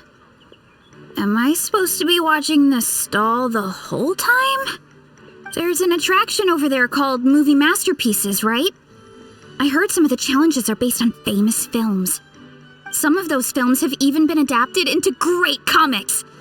I'd love to go give it a try. So, you're not doing any business at all? Back in the Collective of Plenty, I'd just set up a sign with the fruit prices, place a weighing scale and a coin jar to one side, then let people pay on their own. When closing time came around, I'd wake up and check the accounts. Not a single Mora has ever gone missing. To be fair, that does sound nice. People in the Collective of Plenty are a law-abiding bunch. No one would even think about taking something without paying. Makes sense that tending your stall wouldn't take too much effort. Fontainian customers are no doubt trustworthy too, but let's just say they're not used to self-service shopping. Plus, if you just leave the stall unattended as a Natlanese merchant, people here might think you're gone for good. In that case, I'd better start acting the part. But I'll need to buy some things in the city before I officially open for business. I promised to bring back some Fontanian clockwork mecha for Kochi-an-san. Oh, and I also wanted to try a few rounds of movie masterpieces. After that, I should be able to focus on my business without getting distracted. Mm-hmm. We might not be locals, but we've explored Fontaine quite a bit. We know our way around pretty well. In that case, give me a moment to get some extra fruit, a price list, and my coin jar set up. I get to go shopping with the Traveler! Nice.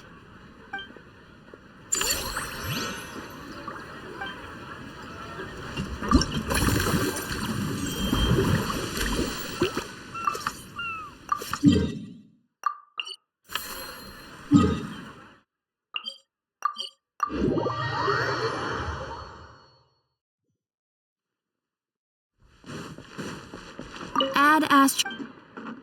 Thank you for Add Astra.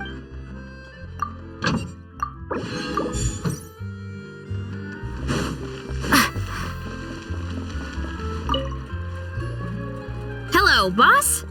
I'm from the Collective of Plenty. You might recall receiving a letter from us requesting you to design some components. Wait a sec. Why does Ion-san need clockwork mecha? Nothing like that. Our coach just wants to fine-tune her gym equipment so people can target different muscle groups more easily. She mentioned something about a rowing machine to focus on back muscles, as well as a pec deck and a leg press machine. The parts that connect the ropes and weight plates wear out easily, but they need to be strong. So Coach Ion-san thought she'd give Fontanian Clockwork Mecha a try. It all sounds so technical. When did fitness turn into some kind of complex engineering problem? To be honest, I don't really get all the details either. But if it works out, I'll be sure to train according to her revised method. And if it doesn't, we can always stick to the good old methods. If you're interested, I can show you a few beginner exercises the next time you drop by our tribe. You'll be able to smash the records without even breaking a sweat. I know it. I'll pass on that one. She'll be rooting for you from the sidelines, though. You can always try the equipment we keep for little Saurians, Paimon. As long as you start out with the super lightweights, you'll be fine. Weight training's for everyone, you know. As long as you put in the effort and keep it, anyone can develop rock-solid muscles. No!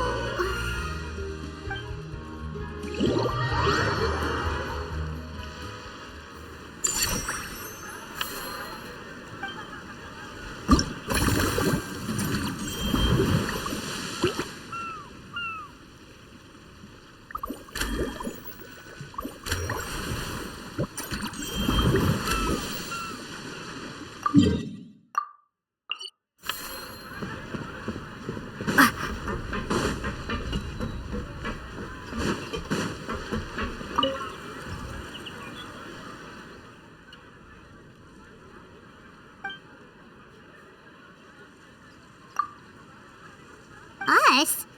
Wait, but Paimon hasn't seen Linny anywhere. All of them? Paimon had no idea Linny was so into horror films.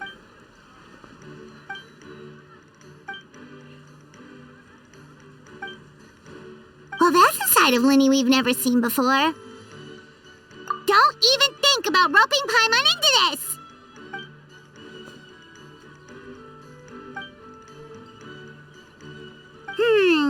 Sounds like eclectic escapades would be more to your liking then. Want to give it a try?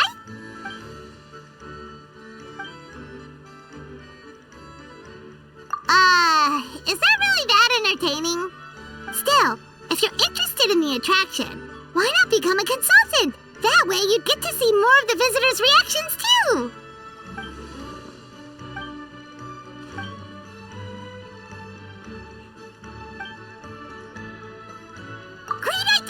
If we can get Linny on board, the Cheval Moran Film Fantasyland will be even more popular than it already is!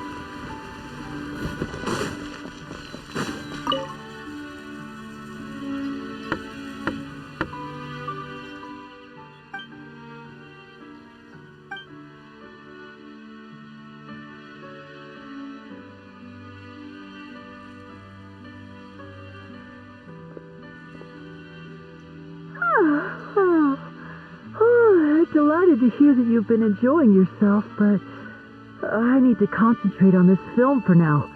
Those animal assistants will have to wait. I just need a little more sleep.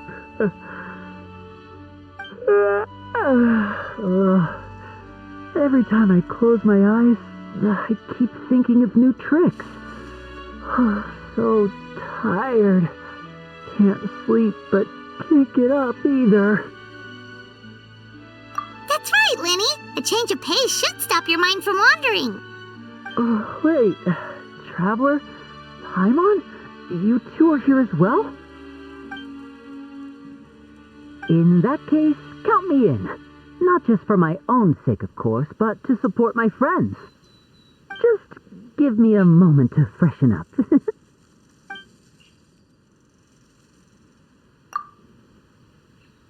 Sounds good! Getting Linny to cheer up and visit the amusement park's surely our greatest success yet!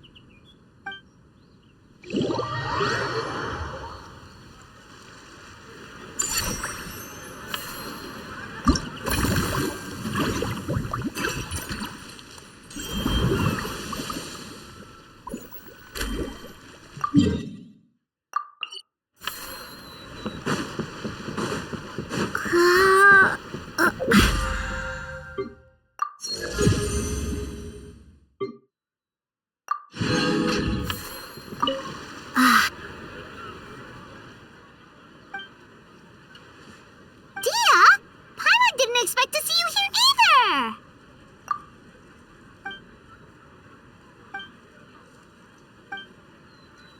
Guess that's not scenery most Fontanians see every day, huh?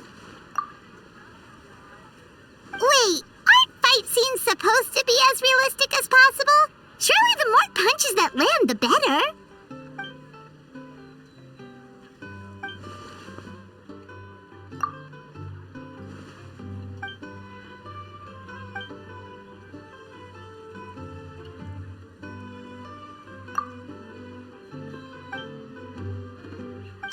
You sure that's okay?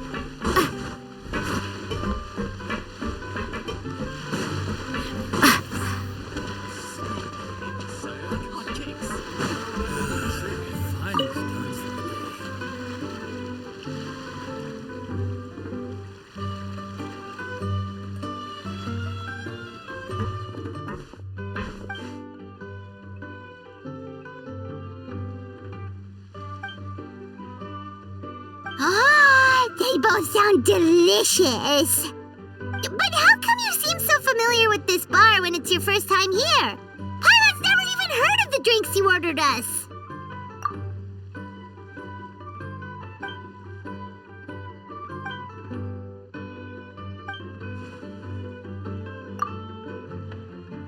Where do we begin? Literally everything that's happened has been pretty incredible, if you think about it.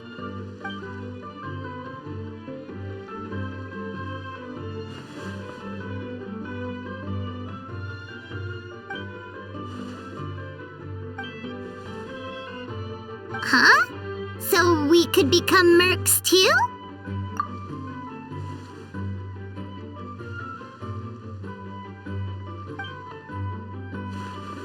That actually makes a lot of sense. When you think about it, it's not all that different from adventure commissions. Who knows? Maybe we'll find jobs where we can help a lot of people while also bringing in a nice chunk of Mora. Wouldn't hurt to build connections with Dia's Eremite friends either, would it?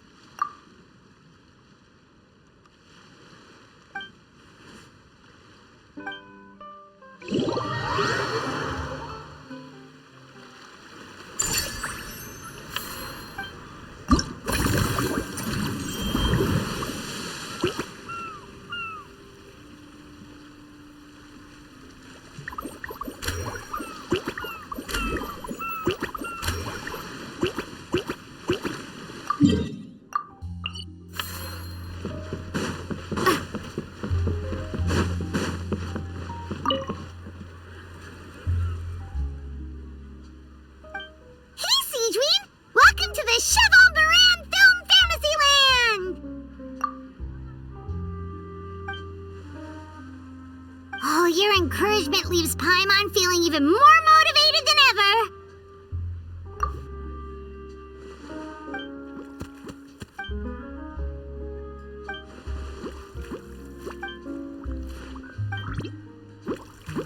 But now they've got films to watch. Even the ones who used to cause trouble might settle down a bit, right? We have our very own animal-themed area, by the way. We call it Mellow Manor. Customers are calling it the most relaxing place in the park.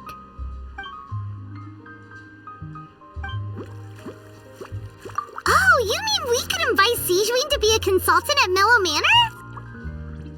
Now that you mention it, that sounds like a great idea! Sigewinne's great at caring for people, and she's so warm and gentle. Looking after animals should be a piece of cake. Yeah, like someone who gives advice and tells the park staff how to do their jobs better. The workload won't be too heavy, but it's important work. Besides, you'll mostly be playing with the animals.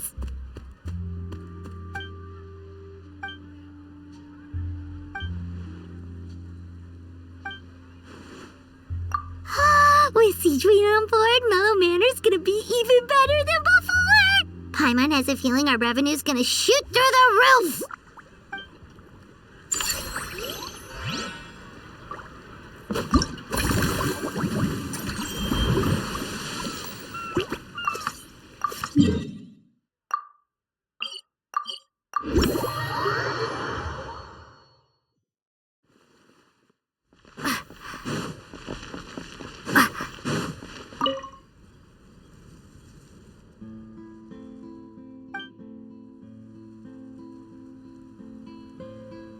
Forget health issues. Paimon wouldn't be surprised if she could actually chat with the animals once she's done reading. Oh, wait, head nurse, please don't go.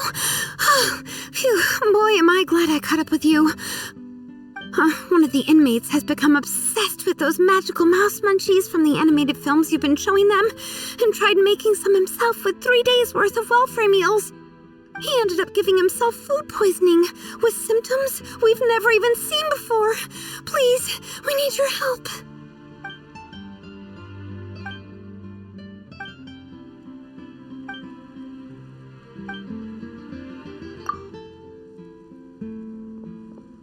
Sigewinne sure has it tough. Not only does she have to worry about taking care of her patients, she also has to clean up after those troublemakers. Why don't we prepare something tasty for her? It might help lift her spirits.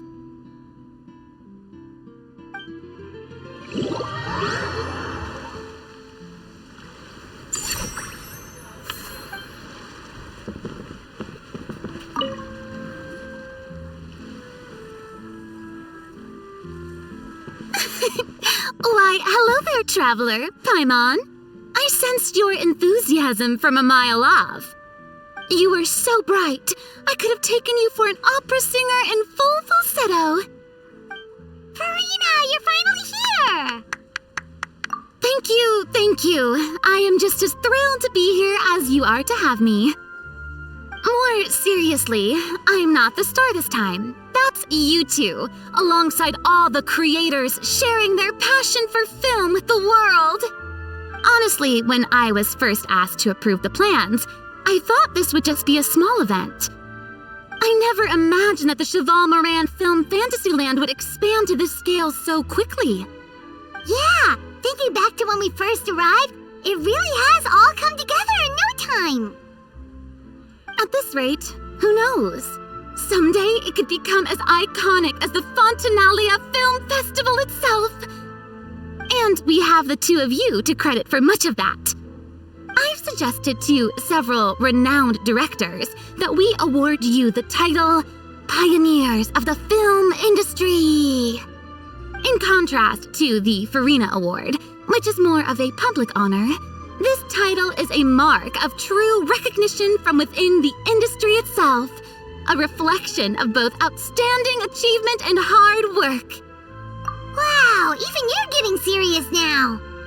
Come now, no need for any of that. Just relax and enjoy the moment. Speaking of which, I've actually been preparing a little survey. How about we randomly select some visitors to give us feedback about the park? Did Paimon hear that right? Farina carrying out a customer satisfaction survey? Well, given that it bears the name of my dear friend Surintendant Cheval Moran, isn't it only natural that I conduct a bit of research on her behalf? Besides, the more famous a star becomes, the more important it is to stay in touch with reality, no? Plus, it's amazing how much you learn just by listening to other people's take on films. Paimon always assumed celebrities just get their assistants to handle everything for them, but it sounds like it's actually pretty hard work. Then again, maybe Farina's just an outlier.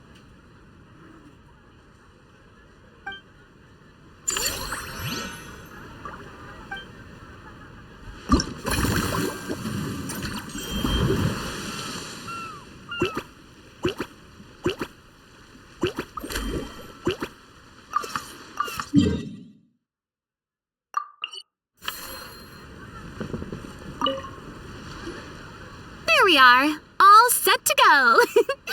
Now, let's take a stroll nearby and randomly pick out some visitors to ask a few key questions.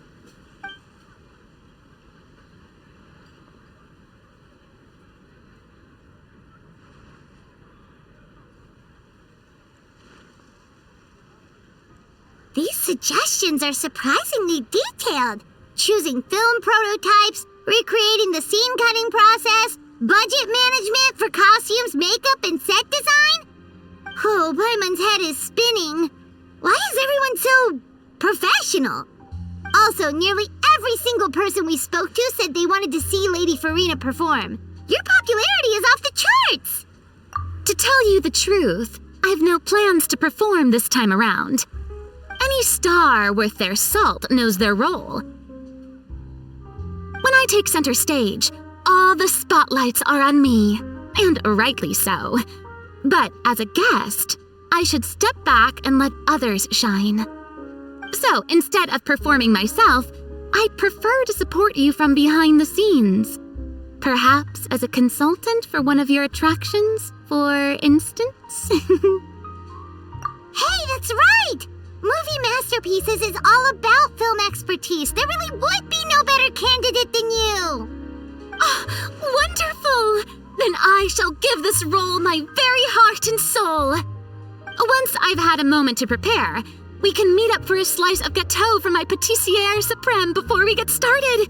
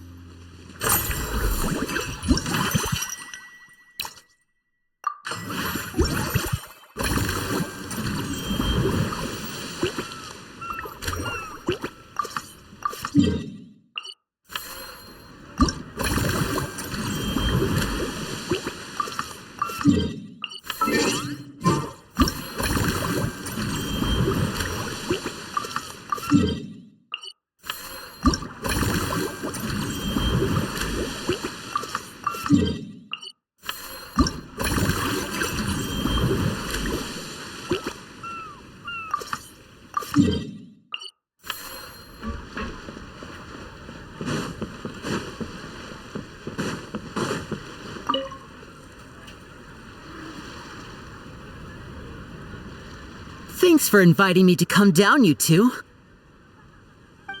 I must say, I feel like a new man after visiting the park and seeing all those adorable animals. Seems like Lynette has her eye on some great potential animal assistants, too. Oh, and did you see those weird mushrooms? Can we take home a few of those as well? That might not be possible. These fungi have been specially trained, you know? They're like the stunt actors of the elemental world. Are you sure about that? Paimon's pretty sure we've never seen a cat anywhere near as big and as soft as a fungus.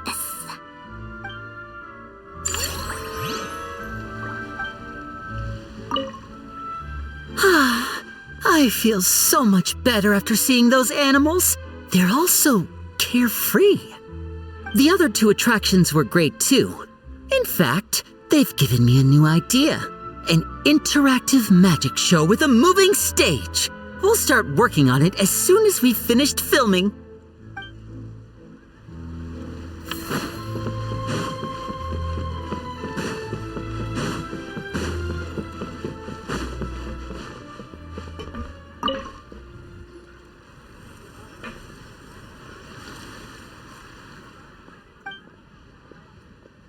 And here's a special snack too. Hope it gets your strength back up.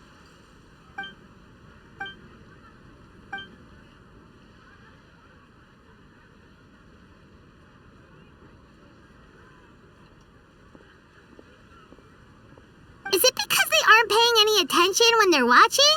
Or is it some rebellious mentality? A whatever you tell me not to do, I'll do it just to prove you wrong type of thing?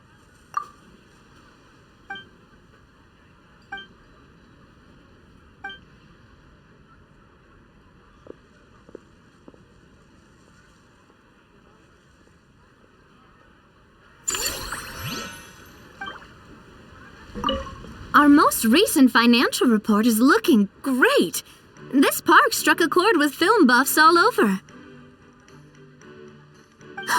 Maybe you could be our spokesperson next time we hold a similar event?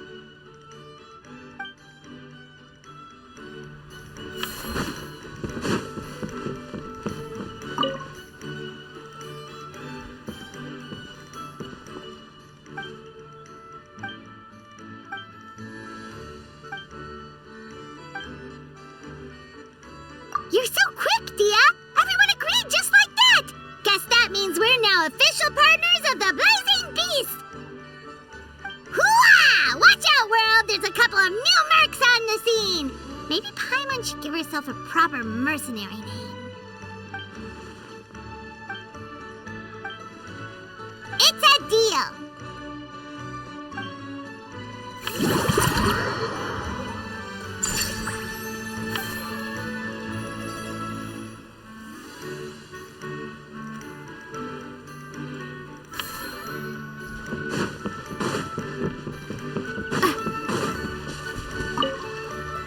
Earlier on, that lady with the pink hair took a picture of a Hao and Kakuku together. You sound a little disappointed. Were you hoping to be in it too? I was at first. But after seeing how awkward a Hao looked, I figured I wouldn't really fit in. Huh? And you didn't think of sharing this any sooner? I'd have cuddled your neck and smiled for the camera! Anything to get out of being in the same frame as that thing! Really? Well, no worries, you still can. Come here, give us a hug. I hope your face is ready, because it's about to get flame roasted! I got your back,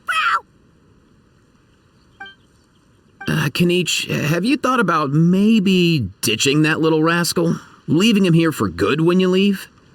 I have. But given that a Hao's also an old relic, That would probably count as international smuggling.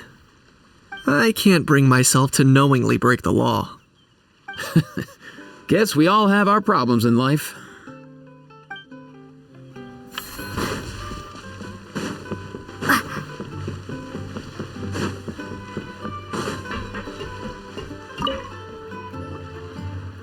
All right, time to show off how fast I can run. I'm gonna go have a blast, then come back, calm down, and focus on running my fruit stall. That's right. Last thing you'd want is to get too absorbed in having fun, then suddenly realize you're starving because you haven't eaten anything for hours. Funnily enough, Paimon can think of someone else with a bad habit of getting so into things that they forget to eat. No matter how busy you are, nothing's more important than staying well-fed, hydrated, and healthy. No need to worry about me, guys. I do a lot of long-distance running, so I always make sure to bring some food and water with me. This time is no exception.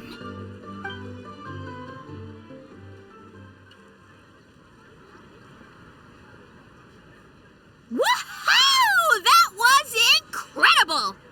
How was it? Did you get through all the levels? It was amazing!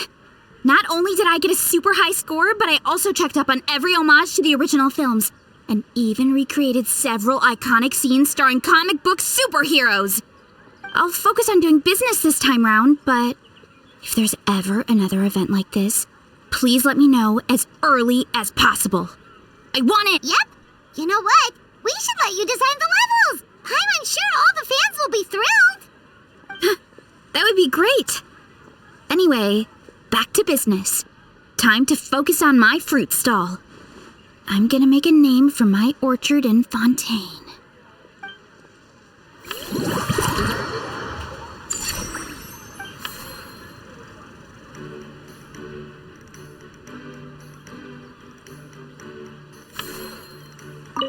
Seeing how happy everyone is here, I can't help smiling myself. Would you like some fruit? Feel free to take some.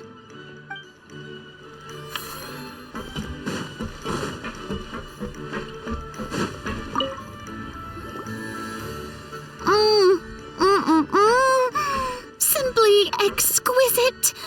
As amazing as ever. Escoffier, have you ever considered starring in your own film? I can see it now. Val's en cuisine. A riveting tale about the art of extreme cooking. I'm sure it would be a hit. As it happens, I'm already doing something similar. A brand consultant has been filming my training sessions with students and incorporating them into films about Fontainian cuisine. Oh, no. No. A documentary won't do.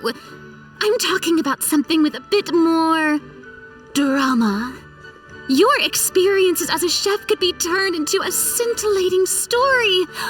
In fact, I'll even write it myself. Before you finalize it, please let me review the culinary terms, especially when it comes to how ingredients are handled, the timings and the quantities. Great! It's settled then. And actually, I think I'd like to bring in the Traveler and Paimon as directors. Something tells me that the three of you working together would really get the creative sparks flying.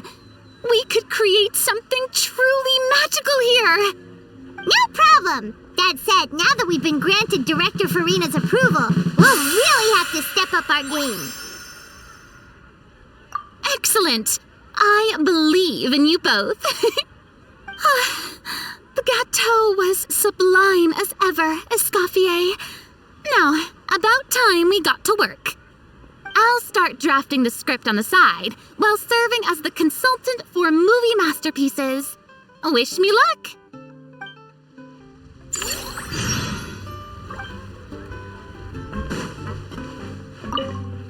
A truly great adaptation must capture a film's core themes and seek to convey the inspiration that lies behind them. The three attractions are certainly all up to par, and I trust that you'll be able to make them better still. To enhance our film's aesthetic, I'd recommend a few classics for you to familiarize yourself with. Or, if you have the time, maybe we could watch them together?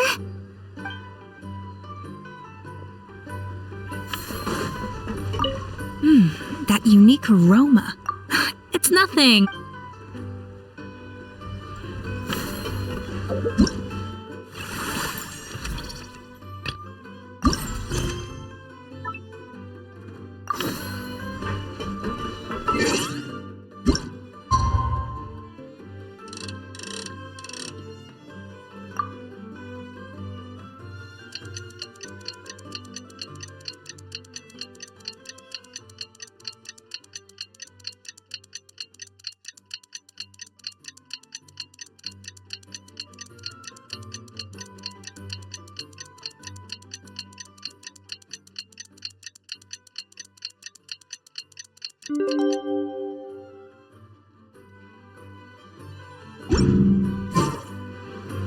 Now that things have reached this point, we should add...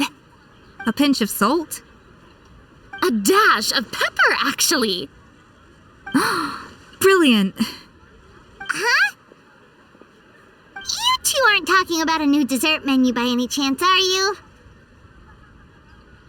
Not desserts.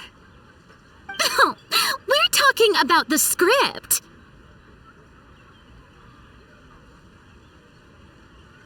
Oh, my dear partner, photographer, rookie director. Our creativity must keep up with the overflowing enthusiasm of our fans. There's no room for dull scripts on my stage.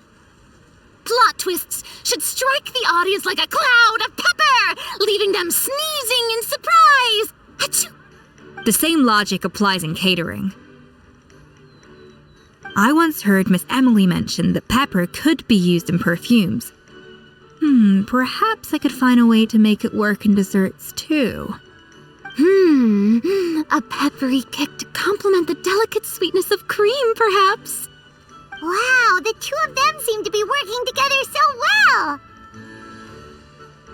I'm struggling to imagine what a pepper cake would taste like, though. Well, what do we have here? Escoffier's making a new cake?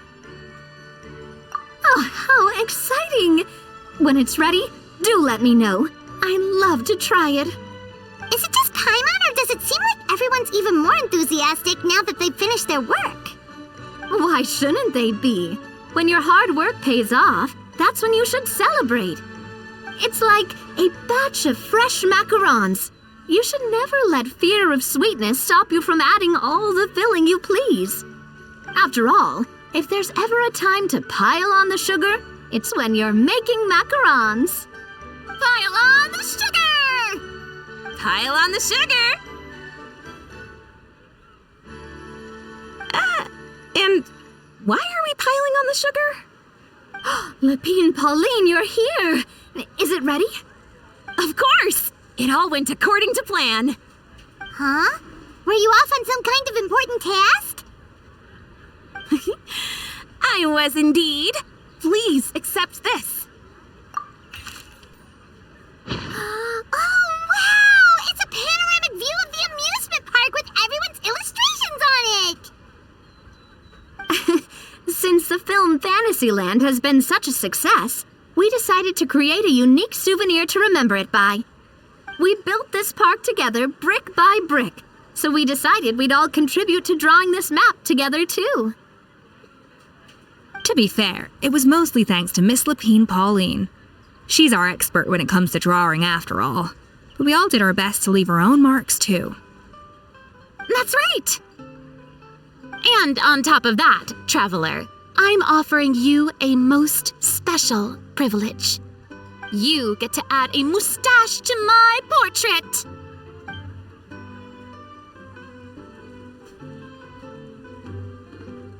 Bolognese sauce flavor. Well, that sure counts as a surprise twist. You win this round!